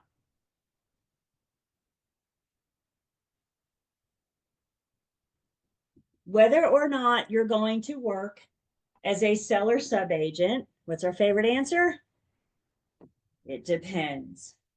In order for me to work as a seller subagent, I have to have permission from the listing firm and the seller. You can't just start acting. You can't just bring your unrepresented buyer to any transaction. We have to have permission from the listing firm and or the seller. And by the way, the consent to do seller subagency or not is covered in our listing agreement. They really do take that part out of it for us so we can have the conversation with the sellers. Some listing firms will allow brokers from different firms to bring their unrepresented buyers. Some may not. Some may have to look at the seller and say, we don't do seller subagency. What the seller just heard was we've limited your pool of buyers. So we're working with an unrepresented buyer, and with I'm in a different firm, they didn't hire us. The seller didn't hire us. They hired a different firm. So hear my words. I'm not saying you are representing a seller. I'm saying you have their best interest. You're hanging out. You are allowed to hang out on this side of the wall with them. So the first key in understanding this piece of seller subagency is to understand that as a seller subagent, you are working with an unrepresented buyer. You are working with a buyer customer.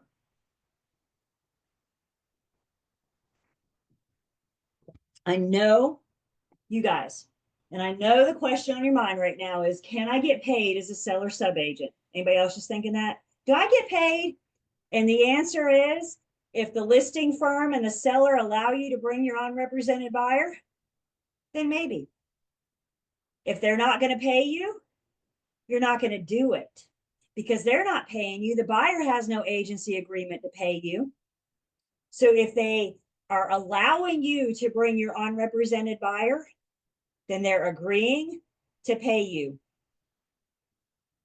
If they say no, then you're not taking your unrepresented buyer. Do I have everybody so far? Part of that consent, part of knowing that they're allowing you to bring this buyer customer, and that consent to pay a seller subagent is in the listing agreement. So we'll see that. We'll probably get to our listing agreements on Thursday. So there's two, as mentioned, there's two different, let me say, subagency can take on two different forms. Form number one, when one of us gets a listing, hooray, we all get a listing. When one of us gets a buyer, woohoo, we all get a buyer. Seller subagency happens in the firm.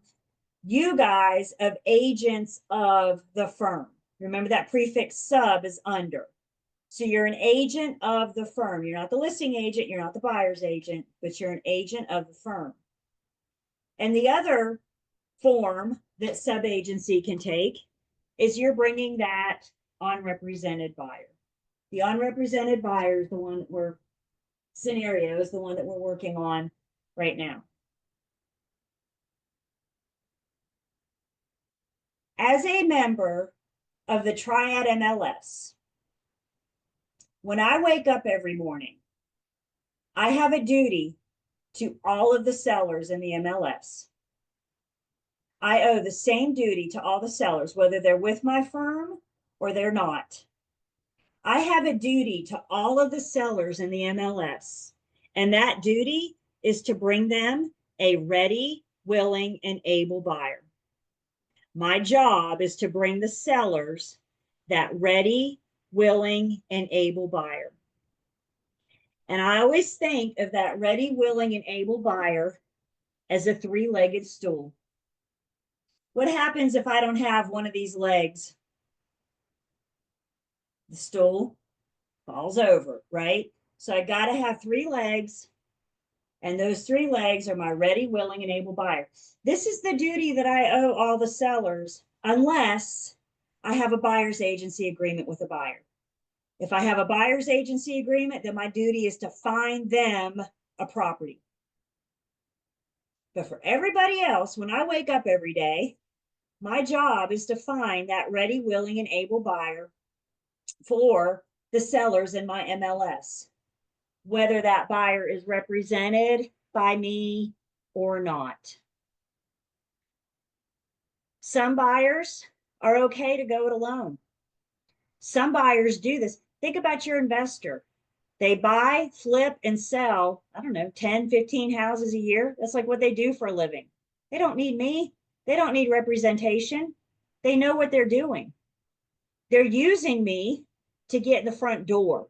They're using me for my forms, for my paperwork. Some buyers don't want to be hired.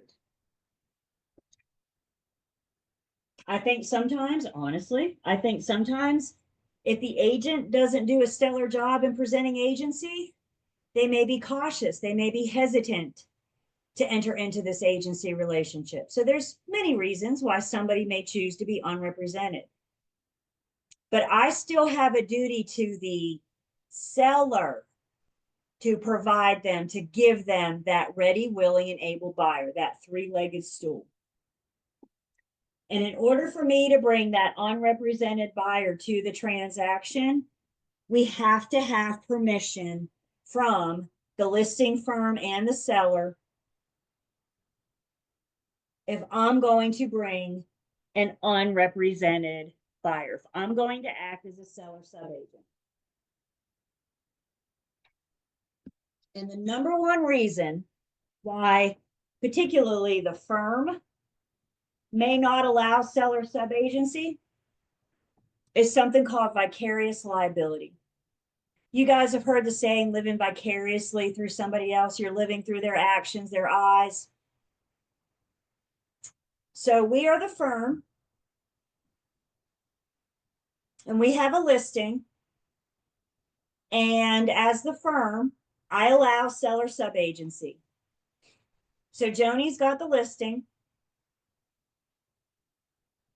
And an agent, or I should say a broker with another firm, brings their unrepresented buyer. They bring their buyer customer. Because we've allowed seller subagency, we've allowed that buyer or the agent working with them, the broker working with that unrepresented buyer, we've allowed that broker to hang out on our side of the wall. And because I'm allowing them to hang out on our side of the wall, I'm responsible for them. And if you're a broker with another firm, there's a really good chance I don't know you. And I don't know if you're a good ethical person. I don't know if you really understand agency. I don't know if you've had the training. And if I allow you to hang out with me and you mess up, vicarious liability says that could be responsible for your actions. My seller could be responsible for your actions. So if a firm is going to deny seller subagency, again, they have to look at their sellers and say, we don't do this. We're limiting your pool of buyers, but we don't do this. The seller's got a decision to make. They either enter into an agency agreement with us or they don't. But if the firm allows it, part of what they're taking is responsibility for brokers from other firms. This is what it means to allow you to hang out on our side of the wall. So we'll see a picture in a second. So let's see, I got a licensee acting as a subagent to the seller. The licensee learns information that could weaken both the buyer's and the seller's bargaining position. What should this licensee do? Think about whose side of the wall you're on.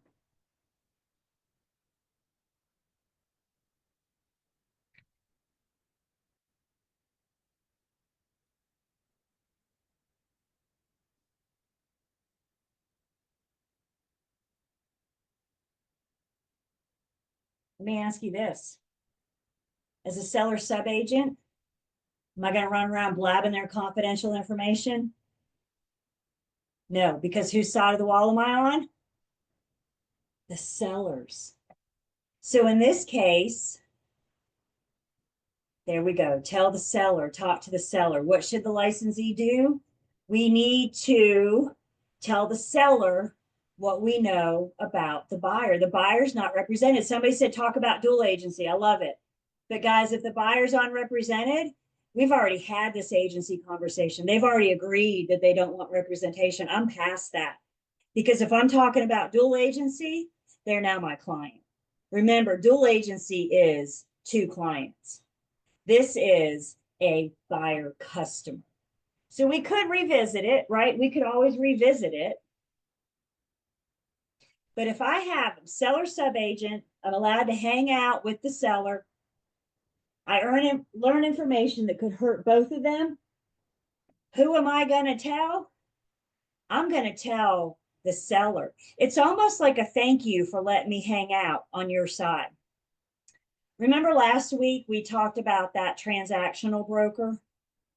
And the transactional broker says both parties are customers. And in North Carolina, if I'm involved in a transaction, somebody has to be a client. They don't even necessarily have to be my client.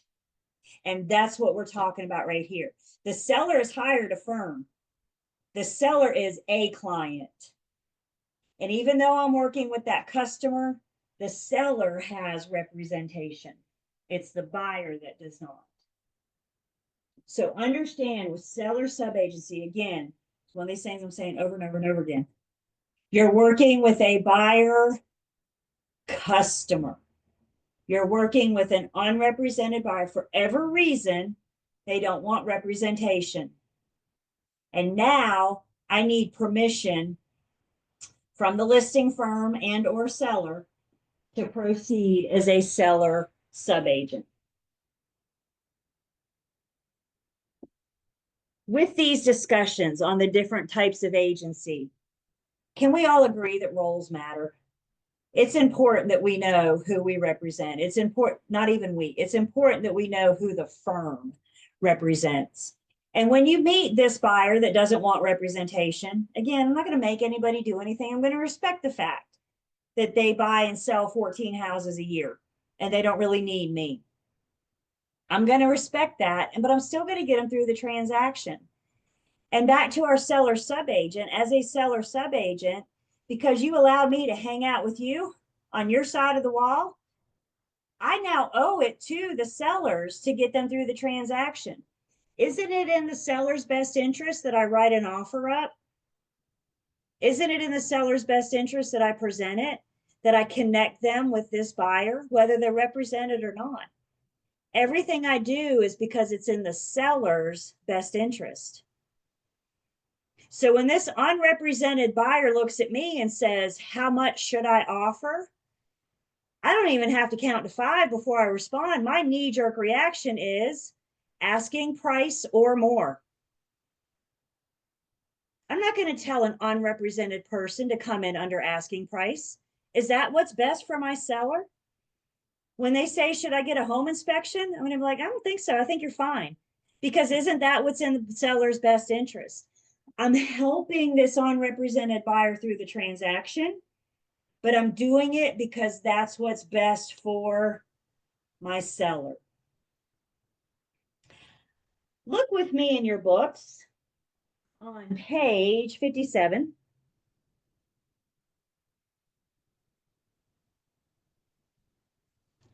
And on page 57, we have the seller subagency picture. So you can see we have our buyer hanging out with no representation. ABC Realty is acting as a seller subagent. How do I know that? Because the buyer is unrepresented. The buyer is the customer. So ABC Realty, seller subagent. And then on the other side, I got XYZ, I got my seller's agent, I got my seller. And then hanging out over there with us is the individual broker from ABC. I let you hang out. The buyer said, no, you can't hang out with me. I want to be unrepresented. So the only other way for this person to have a role in this transaction is if the listing firm allows them to hang out over here with us. And that's where the listing firm and the seller have a decision to make. It's something that needs to be discussed in the listing agreement. Again, some firms have a policy that says, no, we're not going to do this because of vicarious liability, in which case they just need to tell their sellers, we don't practice seller subagency. We might be limiting your pool of buyers because if I don't practice seller subagency and I'm bringing you a buyer, the only buyer I can bring you is my buyer client. I cannot bring you a buyer customer. If they say yes to seller subagency, then we can bring them any buyer, client or customer. And if you have a buyer that's reluctant, they can't decide if they want representation or not. You know, the carrot might be, as a seller subagent, I might be limited to the properties that I can show you.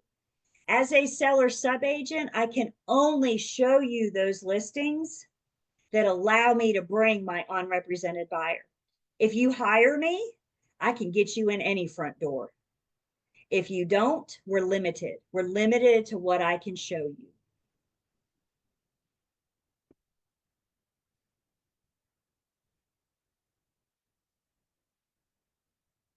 Questions on seller subagency. You're an agent of an agent.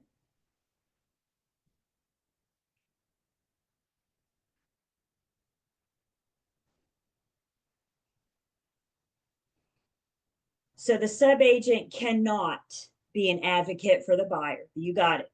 You got it. Because as a seller subagent, I'm hanging out with the seller. I'm not going to advocate. If the buyer wanted advocacy, they should have hired me. It's that simple. And maybe you present that when you're creating agency. Be very blunt. You want me to be your advocate? I need you to hire me. Because if you don't, I'm hanging out. Everything I do, all of my actions are because that's what's in the best interest of the seller. I think seller subagency, obviously within the firm, is a lot more common. But we do see seller subagency a lot outside of the firm. And not to mention this NAR settlement, but I think that that might be one of the unintended consequences of this NAR settlement is we might be seeing more and more unrepresented buyers. And that's just Julie and her crystal ball talking right now. But I really do think as a result of this that we're not talking about, that we're going to start seeing more and more unrepresented buyers out there, in which case it's a shift. It's a shift. So let's get you guys out the gate so you're prepared. It's us old school people that have problems with change, you know?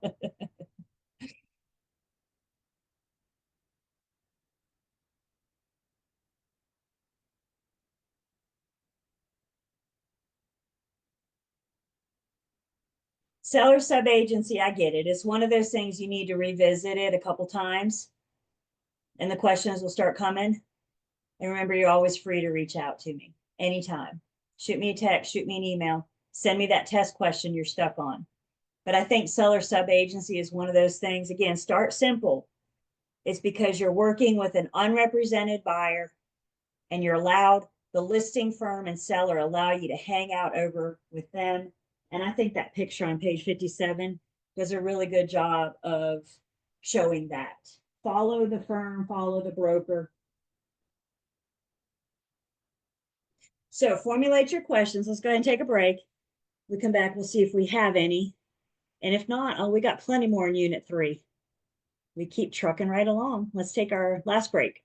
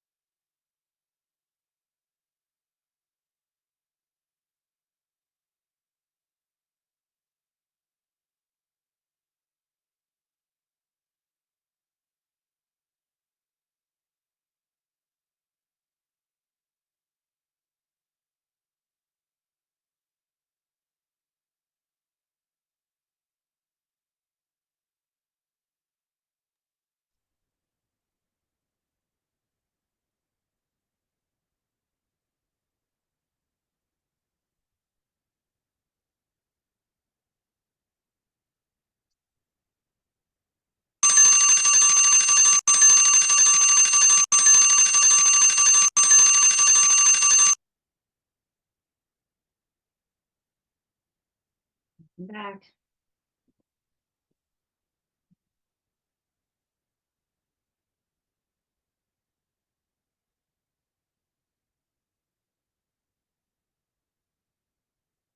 So cameras are back down, are on, and I can see you. So take attendance.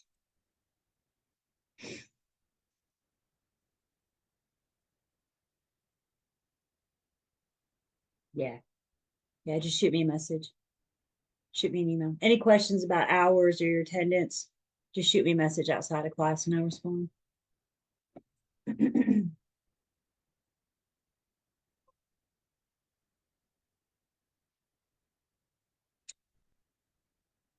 So again, you guys, what this slide reminds me, what this slide tells us is that roles matter. And you will find yourself at some point out there in the wild, talking to people in a transaction. And at some point you may ask yourself, who do I represent in this transaction? You always need to look up towards the firm. Look up towards the firm and see what kind of agency relationship they are in. And that tells you what type of agency relationship you are in. Does that make sense? So if they're in dual agency, guess what? You're in dual agency. If they are exclusive, you are exclusive. Seller, sub-agent, etc.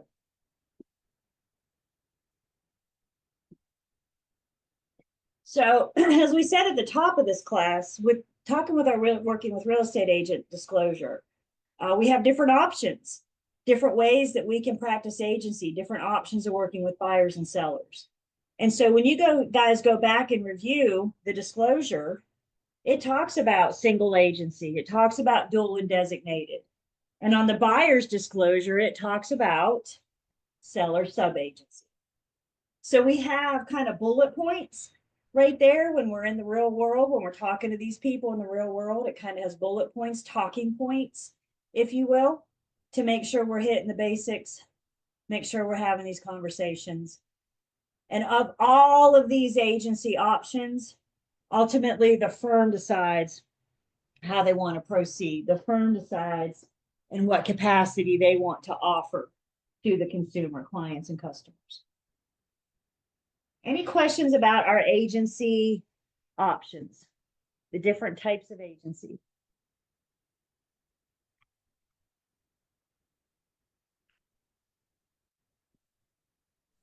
I just had a quick question, Miss Julie. For, for the like exam on your exam, where we need to focus on like designated agency, the sub agency, those All of them. okay, Yeah. okay. Thank you. Yes, of course.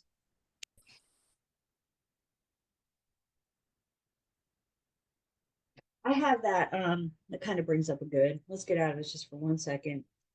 And if we look in our Google Drive, I got this little handy dandy handout here that tells us how many questions we can expect to see from each unit. Y'all check out where we are, check out unit 3.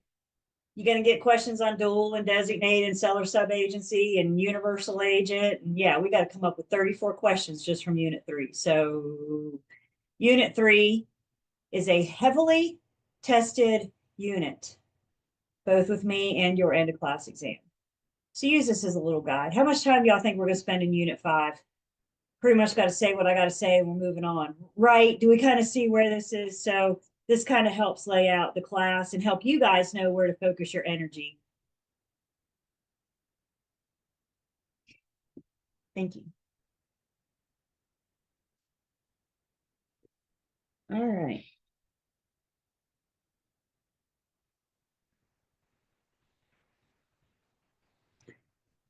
Moving on. The next section. We're going to talk about the parties to an agency agreement, which we've already talked about it. We're going to talk a little bit more about it. And we're also going to get into when I can work with and who I can work with under an oral agreement at first. Eventually, all of our agency agreements have to be in writing. But I do have the option or the opportunity to work with certain parties under an oral agreement at first. So this conversation gets us into our agency agreements. I don't remember if I've had you write this down for me yet or not, but it can't hurt to have it written down again if I did. Everybody ready to write something down for me? Agency agreements are employment contracts. Agency agreements are employment contracts. So they spell out what my job is. They spell out the parameters in which I can work. They talk about when I'm going to get paid. And these employment contracts are the ones that create agency. So let's talk about these employment contracts. Let's talk about these agency agreements. We got a couple, specifically 3 different types of agency agreements.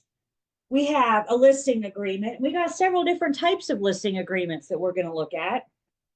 We got a buyer's agency agreement, again, a couple of those. And for my future property managers, property management is an agency relationship. All of these, they're hiring me to do a job, but they're hiring me to do a very specific job. I'm not being hired to, do their landscaping and run their errands and do whatever it is they tell me to do. I'm being hired to help them market and sell their home. I'm being hired to help them locate and purchase a property, or I'm being hired to help them manage their property as a property manager. So what we all need to hear about these agency agreements is that they are employment contracts. We're being hired to do a very specific job. It's not an open-ended employment contract, but we're being hired to do a very specific job. And with the agency agreements, you, the individual broker, are not in control. Because whose agency agreement is it? It is the firm's.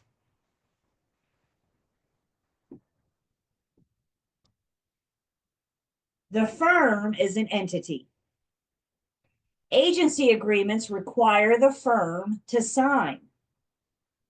Well, how can a non-entity sign something? They need a human to pick up the pen and sign it, right? Or to do e-signatures.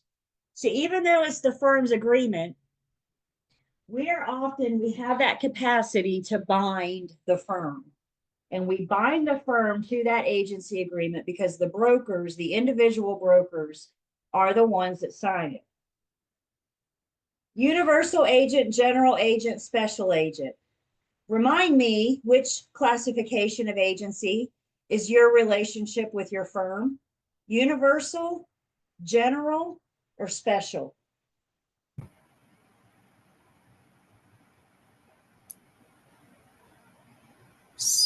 Special? Not special. General. General. General. I saw it right there, Haley. Right there. You ready? As a general agent, that's my relationship with the firm. Remember, the universal has all the power, general has some, special has none. And when I'm talking about my relationship with the firm, I am acting as a general agent with my firm, which means I have some of the power. And some of that power that I have, I can bind my firm by signing agency agreements on their behalf. So I got some power here, don't I? Remember what we said last week when we were talking about our OCAR? We were talking about introducing these agency agreements. You guys remember, once you're in, you are in. You have bind your firm. And once that agency agreement has been signed, it is OCAR all the way. If you're not sure you can do this, go to your BIC before you sign it. Is everybody with me? Because once they sign, folks, we are in. So make sure you are, especially as provisional brokers, you must be communicating with your broker in charge. Because it's one thing to go to the BIC and say, these sellers were unrealistic. I told them I thought they could sell their home for $250 and they wanted me to list it for $315. I can't sell their house for $315, right? and we can't show them the proof, show them the paper that shows them 250 is all I think I can do. Y'all want to enter into an agency agreement promising to try everything in your power to sell their home for 315 when you know in your heart of hearts that it's not going to get more than 250? Why are you spending your energy and your marketing dollars, right? But guys, hear me. If you do sign that agency agreement for 315, then Old Car says you got to do everything in your power to get them that. Everybody with me? So always remember, when you're in, you're in. The question is, should I get in? Should I sign this agency agreement? And guess what? Buyers and sellers and landlords are asking themselves the same question. Should I sign an agency agreement with this firm, with this broker? It's a two-way street. So we sign as general agents. I can sign agency agreements on behalf of my firm. Oh, there it is. You guys already know that though. So the agency classification between the licensee and the firm is that of a general agent. We are a general agent, which means we have some of the power. And some of that power is the ability to bind. Once we're in the agency agreement, what's my agency classification between myself and the client? Universal, general, or special? Special. There it is. Between us and the client, the buyer and seller client, I'm a special agent, which means how much power do I have to bind them? How much authority do I have over them? Zip, zero, zilch. I'm a fact finder. They make the decision. So I'm a general agent with my firm. I'm a special agent with the client, with the sales client. Does an agency agreement have to be in writing? Well, what's our favorite answer? It depends. Eventually, they all have to be in writing. But let's not get to eventually yet. From the inception, do they all have to be in writing? And the answer is, it depends. If you are working with a homeowner, may that be for sale or for rent. So you're entering into a listing agreement or a property management agreement. I cannot perform a single service for a homeowner without having an agency agreement in writing up front from the onset. I can't measure your home. I can't put a sign in the yard. I can't advertise it in another. I can't do nothing without us having a written agency agreement. So whenever you're talking to an owner, it must be in writing from the inception. As soon as they say, we've decided that we want to hire you to represent us, my next action is to get it in writing. And then I can proceed. So with a homeowner, again, may that be for sale or for rent, with any homeowner, my listing agreement and my property management agreement must be in writing from the inception. If I'm working with buyers and tenants, I got to eventually get it in writing, but it doesn't have to be in writing at first. I'm allowed to work with a buyer or a tenant under an oral buyer or an oral agency agreement at first. And as you can imagine, yes, there are some restrictions that apply. So before we get to oral buyer agency, let's first talk about our written buyer agency agreement. So either at the beginning or eventually, but understand, hear me, eventually they all have to be in writing. Okay. So whenever we're talking about a written buyer agency agreement, there are 4 musts, 4 things that every single written agency agreement must have. Well, as the name applies, one of the musts, it's got to be in writing. You got to have a written agency agreement in writing. Seems a little redundant, right? But better to spell that out and take away uncertainty. All of our written buyer agency agreements have to have a definite end date. And when they're over, they are over. Can we agree to extend them? Can we agree to renew our agency agreement? Sure. Do we have to? No. When they're over, they're over. And guys, our agency agreements, I mean, it's not just, what's today? It's just not March 4th. No. Our agency agreements say 11:59 p.m. and then we fill in the date. So it's not any time on March 4th. It's pretty specific, right? I owe you Old Car up until 11:59 p.m. tonight. And at the stroke of midnight, we are done. Unless we agree to extend, unless we agree to renew. And if we do renew, we need another definite end date. You cannot have an open-ended agency agreement. You cannot. So we always have a definite end date. All of our written agency agreements have the non-discrimination clause.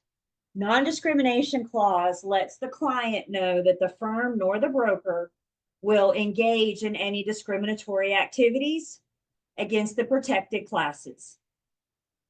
And the agency agreements spell out the protected classes. We are going to talk about the protected classes. We're going to talk about fair housing. That's coming up in Unit 4, so that'll be here soon. But our written agency agreements have to have the non-discrimination clause. And then the other must in our written agreements, because you're the one signing it on behalf of your firm, you need to make sure you include your license number.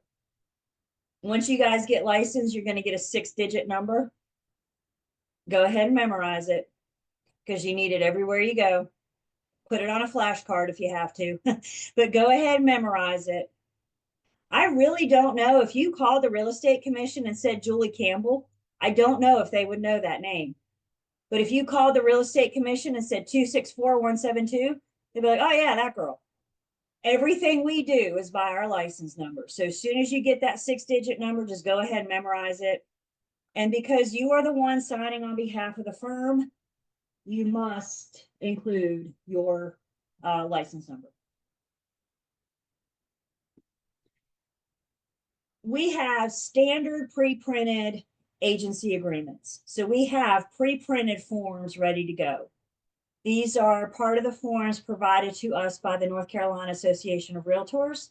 Membership into the Realtor gets you into the state level where you get access to the forms.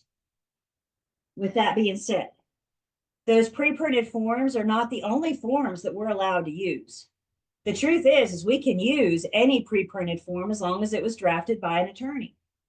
So your firm may choose to have their own agency agreement, and that's okay, as long as it has the 4 musts, as long as it's in writing, definite end date, non-discrimination clause, and a place for your license number.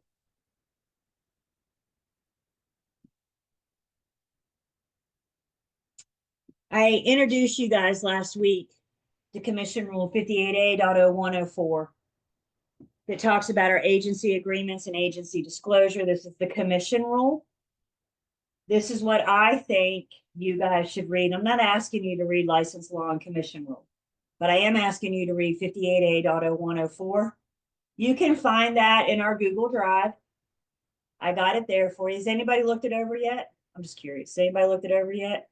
See a few head bobs? If you haven't, please do.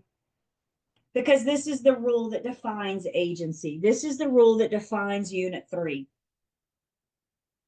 So 58A.0104 is our agency agreements and disclosure. You can find it in our Google Drive.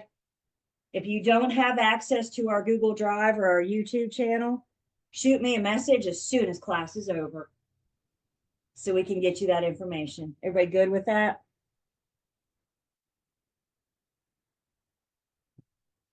Questions on our written agency agreements. They all eventually have to be in writing, and this is what we require.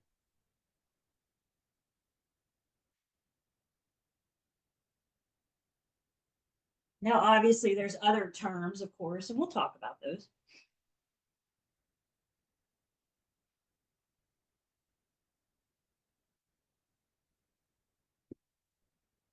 So let's talk about working with buyers and tenants, but I'm just going to mention buyers under an oral agency agreement at first. This is a special agency.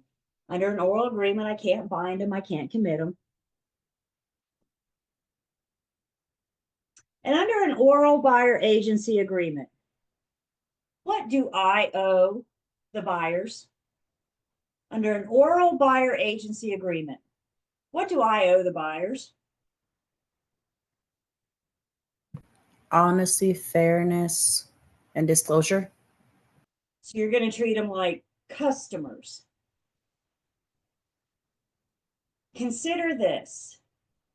An oral buyer agency agreement is a buyer agency agreement. And under a buyer agency agreement, I owe them old car. I'm in an agency agreement. I just haven't asked them to sign anything yet. So when you guys see that, and thank you, Haley-Anna, for your answer. I appreciate that. When you guys see oral buyer agency agreement, may I offer you a trick? I want you to take your two fingers and I want you to hold it up over the screen wherever you see that word oral and cover up that word oral. And what kind of agency are we dealing with? It's a buyer agency agreement. Does that make sense? The word oral doesn't change the fact that we owe them old car. We are in an agency agreement. I just haven't asked them to sign anything yet. So when representing in an oral agreement, I owe them old car. And I'll talk about that more in just a second. If I owe them old car, what do y'all think they owe me? Oral buyer agency, what do they owe me?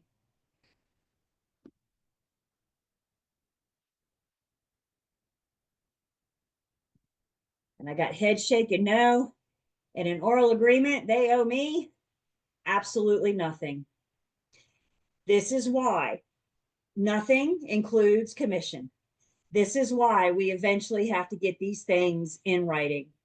The written agreement is your employment contract.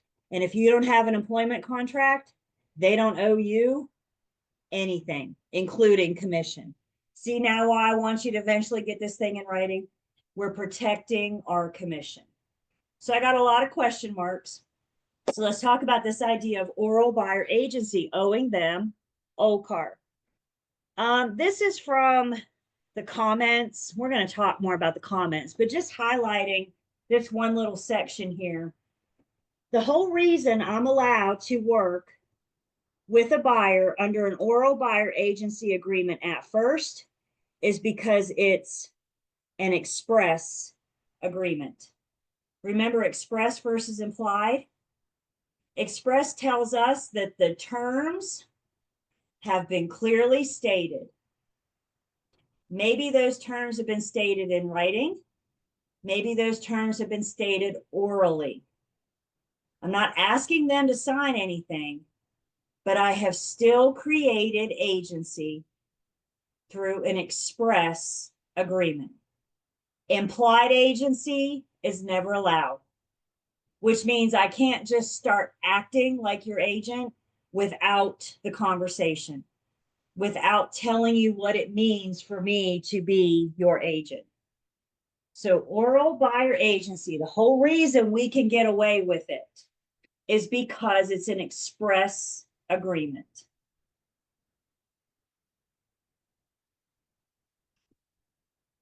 Because it's express, we are discussing the specifics. We are discussing the terms of the agency agreement. So we're going to talk about dual agency and designated dual agency. I'm going to tell them how I expect to get paid and when. I'm going to tell them that the duties that the firm owes them. This is why what we mean by express. The terms have been clearly stated. Guys, here's the deal. The Real Estate Commission allows us to work under an oral buyer agency agreement at first with buyers and tenants to help build trust, to help build that rapport. Sometimes it's a trust issue. Buyers are scared, they're timid, especially when we come at them with disclosures and agency agreements. We can make them run away pretty quickly. But if we can work with them at first under an oral agreement and build that relationship, build that trust, then they're going to feel better about working with us. Some of your firms may or may not allow you to work with an oral buyer at first. Some of you may choose not to work under an oral agreement at first. Please don't get stuck in your own way. Your test is not going to ask you what you personally are or are not going to do. Your test is going to ask you what you can do. Can you work with a buyer under an oral agreement at first? And the answer is yes, as long as it is an express agreement.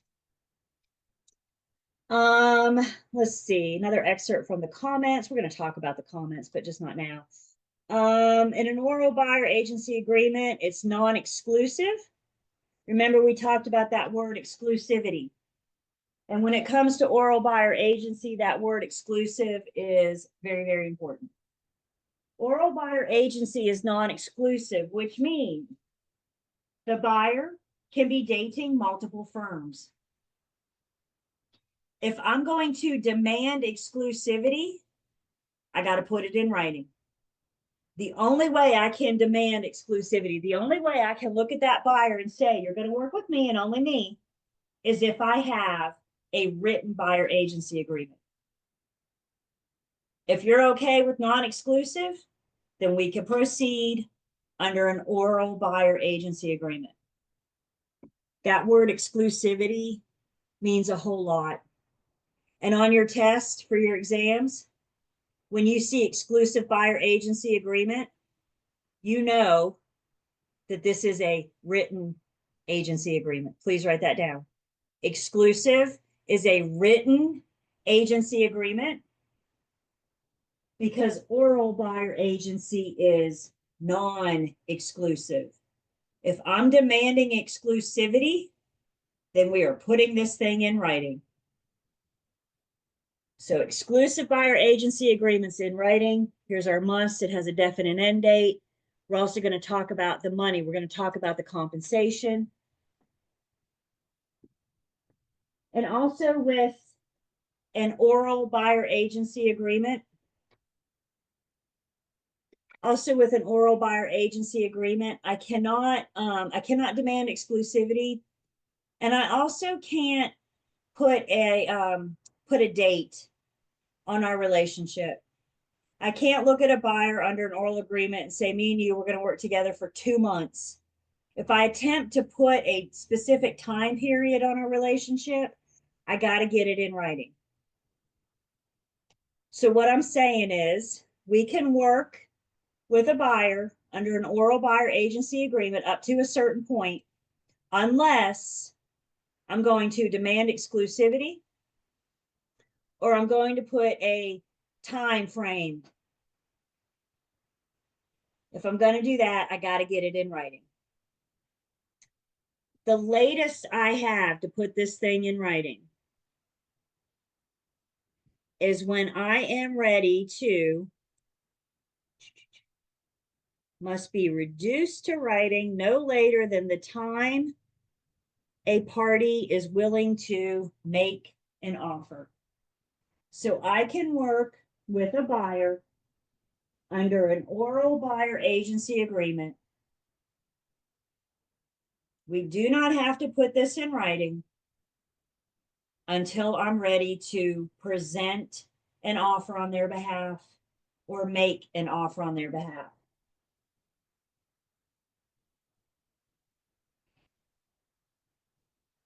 So oral buyer agency, we can start working with the buyer under an oral agreement at first. The latest I have to work under this oral agreement is when they're ready to make an offer or present an offer. The other two caveats, I cannot demand exclusivity. If I look at that buyer and say, I am your only agent, I got to get that in writing. If I say we're going to work together for a certain amount of time, 2 weeks, 2 months, whatever, I've got to get that in writing.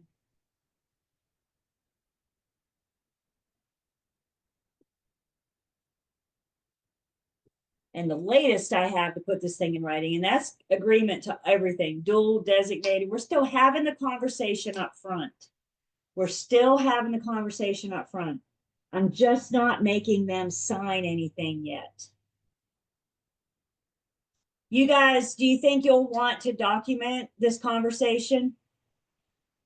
Yeah, because what do we document? Everything. So real quick, let me share with you. I have a, in our Google Drive, I have a sample oral buyer agency letter. This kind of gives you an idea of what it is that we're telling them, how we're creating this express agreement. I'm just not asking them to sign anything yet. So I'm telling them, what does it mean to work with an agent? What does it mean to work with me? I'm going to act as your buyer's agent. I'm going to assist you in locating a property. Our agreement will continue until we either end it or another agreement in writing. This agreement is non-exclusive. I'll show you properties where the seller is going to pay me. If you become interested in a property listed with my firm, then we may be acting as a dual agent. I mean, it pretty much spells out the terms of the agency agreement, but look who's signing it. Are they signing it? Is the buyer signing it? No, I'm not asking them to sign anything yet. If I'm asking them to sign something, I might as well present them with the exclusive buyer agency agreement. Is everybody good with this express versus implied thing? It's express, meaning that the terms have been clearly stated, and something like this sample oral buyer agency agreement can help make sure that we are expressing those terms, that we are stating those terms. So again, this is in the Google Drive. It's a sample oral buyer agency letter. You may want to look at that. What questions then do I have on oral buyer agency? And again, it is agency. I do owe them OLCAR. I just haven't asked them to sign anything yet.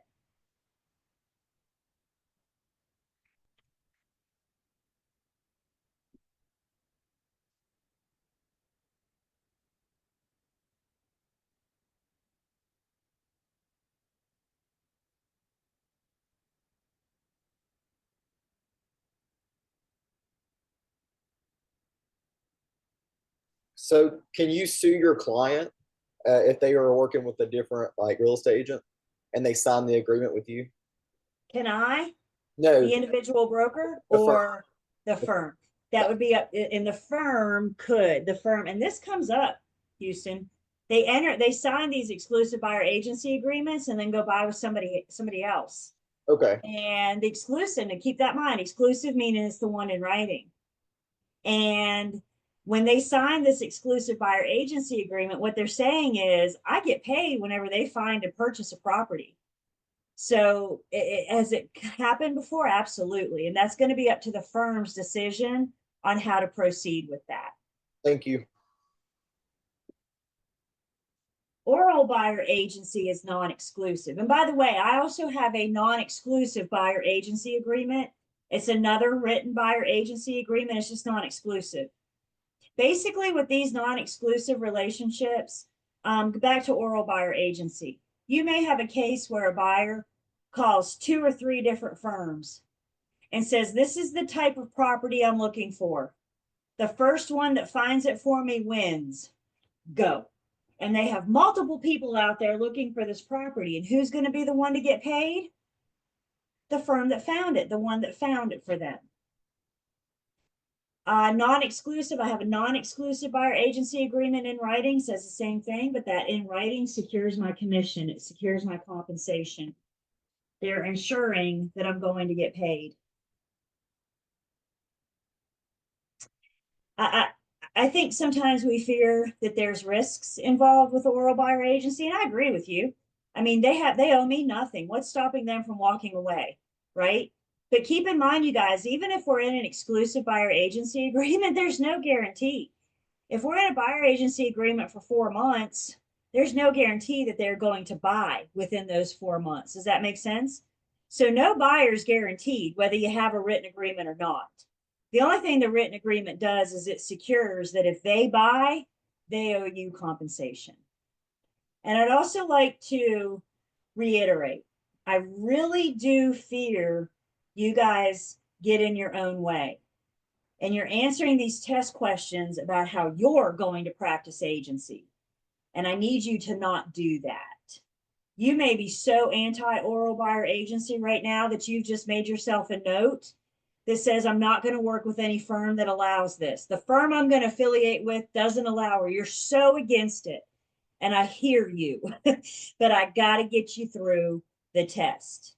You may not want to work as an, because there are risks involved. But guess what? There are risks involved even with an exclusive buyer agency agreement, because I can't make anybody buy. It's not like I can call my buyer and say, our agency agreement's up at the end of the week, so I'm going to need you to make a decision and buy something tomorrow. If y'all are thinking that way, you need to turn off HGTV, because that's not the real world. That's not the way that it works. They decide what and when and where they want to buy. Does that make sense? And with it's in the parameters of your agency agreement, great. If it's in the parameters of your oral buyer agency agreement, great. And if it's not, then we can just get them to re-sign a new contract with a new date. Yep. We can always do an extension. You know, and hopefully, again, you guys, with buyers, the only reason we're allowed to work with buyers under this oral agreement is to build that trust, build that rapport. So hopefully after you've been out with them, you've shown them a couple properties, you've proven to them that you are their advocate. That's what they need to know. They need to know that what you're doing has their best interest. And that's where that trust takes, it takes time sometimes. And as a consumer, I get it. I totally get it. You meet me and out the gate, you approach me with a disclosure and an agency agreement, and the other agent down the street didn't. I'm going to have some questions as a consumer. Does that make sense?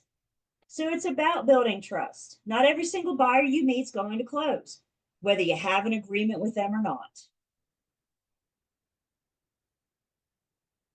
So oral buyer agency is buyer agency. It's an express agreement. It's non-exclusive. It's not for a specified period of time. And it must be in writing before I can present the offer on the buyer's behalf. It's the only thing I have. The agency agreement in writing is the only thing I have to secure your commission or our commission.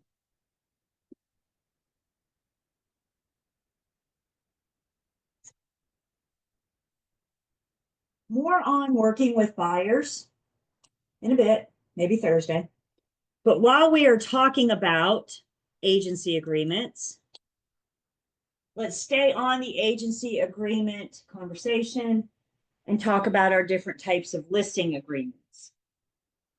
All agreements with an owner have to be in writing from the inception. I can't put a sign for sale or for rent in your front yard without having a written agreement.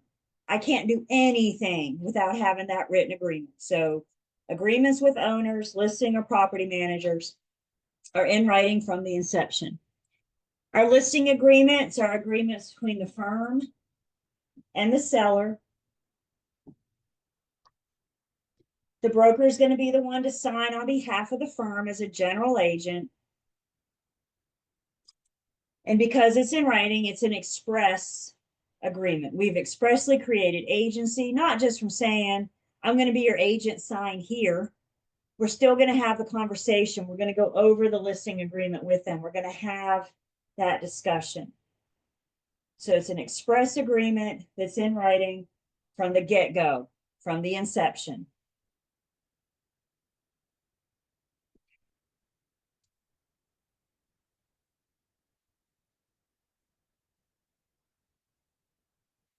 So why are we even using a listing agreement? Well, other than the fact that they make us, they require us to, there's another good reason for that. And another reason why we use listing agreements, all of us across the state. Another good reason why we use listing agreements is because it creates inventory. Could we agree with the statement that a salesman needs a product to sell? I got to have inventory on my shelf, right? If not, then I don't have a product to sell. What kind of salesman am I? So one thing that the listing agreement does, it agrees for all of us within our MLS, for example, the Triad MLS, to pool our listings together and create inventory.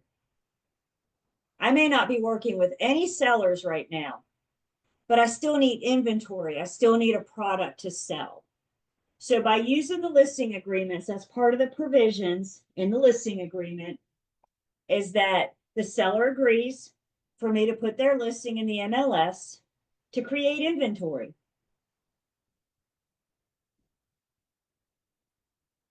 The other big reason to use a listing agreement is because it's an employment contract, and all employment contracts have to discuss how and when we're going to get paid. All of our agency agreements spell out when I've earned my commission versus when it's due and payable. When we get together on Thursday, we're going to look at our agency agreements. We're going to look at when I've earned my commission versus when it's due and payable. So it creates inventory. It ensures your commission. Bottom line, the reason why we use a listing agreement is to protect you. Protect the firm, protect the individual broker, and same thing with a buyer's agency agreement, an exclusive buyer agency agreement. It protects the firm's commission. It ensures I'll be paid. So more on working with buyers and sellers. Again, we're going to get more into that on Thursday. But any questions about our agency agreements? May they be in writing or oral?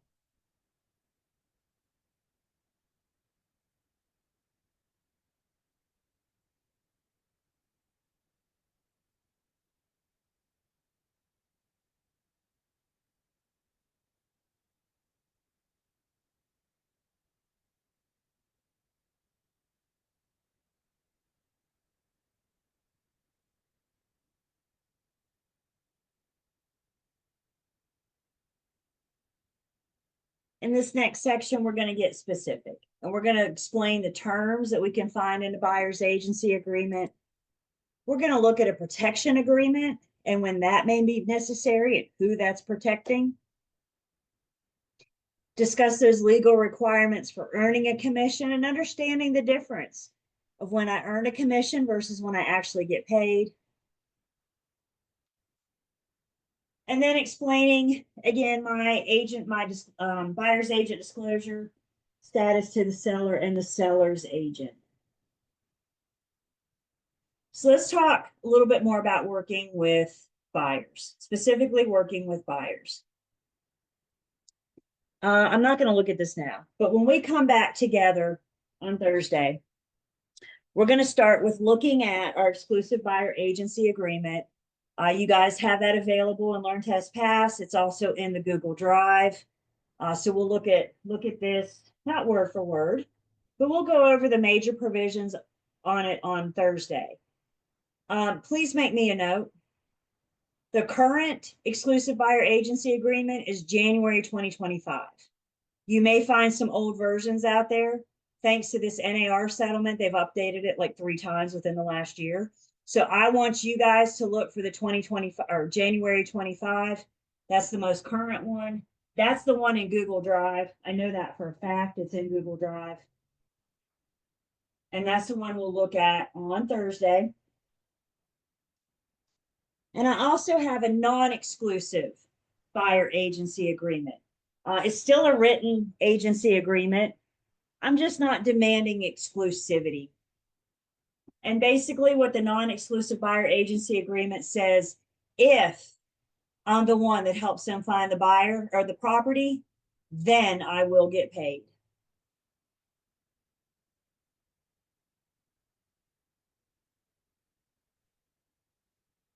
one thing we're going to see, this is where buyer's agency gets interesting. The buyer's agency agreement tells buyers that I will be working with other buyers. Remember, let me tell you guys, exclusivity is a one-way street. So even though the buyer can only date one firm, the firm can date as many buyers as they want to. Even though the seller can only date one firm in an exclusive relationship, the firm is free to date as many sellers as they want to. It's not uncommon to have a firm representing multiple sellers and multiple buyers. Makes sense, right? There's what, 16 of you on the call right now? If you all were the firm, if we were the firm, it'd be awfully hard for any of us to make money if we could only have one seller and one buyer, right? So exclusivity is a one-way street. And the buyer's agency agreement lets buyers know that I may be working with other buyers. And guess what? I might be working with other buyers that are interested in the same property. We're going to treat everybody the same. I'm going to provide the same information to both. I'm going to do the same market study. I'm going to pull the same comps. I'm giving both parties the same information. Remember, I'm a fact finder. I provide you the information for you to make an informed decision. We're going to let buyers come up with their own offer price, their own terms, what they're comfortable asking. And I'm never, especially if I'm the same agent working with two buyers that are interested in the same property, I'm never going to pit them together. It's not like I'm going to say, this is what the Joneses are offering. Are you going to beat this? Well, the Smiths have come up to this. Are you going to beat that? Right? I'm going to be fair with the same. I'm going to provide everybody the same information so they can make that decision. But the buyer's agency agreement gives us the opportunity to explain to the buyers that you're not the only buyers we're working with. We're going to treat everybody the same. Does situations often happen where you have two buyers, we're all in the same firm, we're doing a dual agency, and I'm trying to sell a home and Brittany's trying to sell a home. Like, does it happen often? I don't know about often, but it does come up, especially if you're in a very strong seller's market. You only have a handful of buyers, or you have a whole bunch of buyers only looking at a handful of properties. So if you have low inventory and a whole bunch of buyers, I mean, they very well could be from the same firm. They very well could be from the same broker. And that's where you and I need to make sure that we just proceed, again, giving them the same information, giving them the same, and letting them decide. Ebony, send me an email so I remember. Just shoot me an email. My little brain may not remember. Thank you. Yep.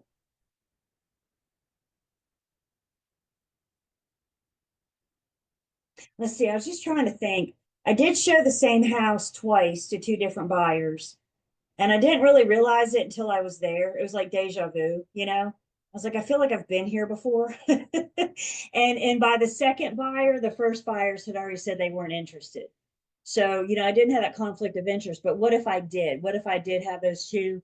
And again, just making sure we're treating everybody the same. So we're a little early, but we're getting into a new topic. So how about we boogie out a little earlier today than normal? Don't go anywhere. Don't go anywhere. So Thursday, when we get together, we're going to first look at our exclusive buyer agency agreement. Again, not word for word, but we're going to be able to go through it and look through the more important terms. Again, nod, nod, wink, wink, right? So the more important terms of the agency agreement. We're going to keep going in Unit 3. We probably will get to our listing agreement on Thursday.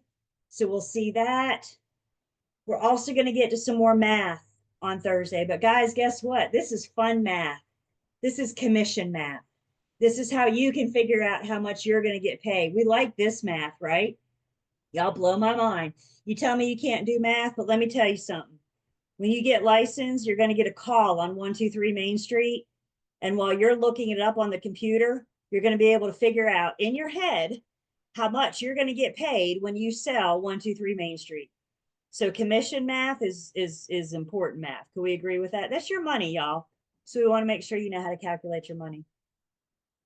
We probably will not get through unit 3 on Thursday.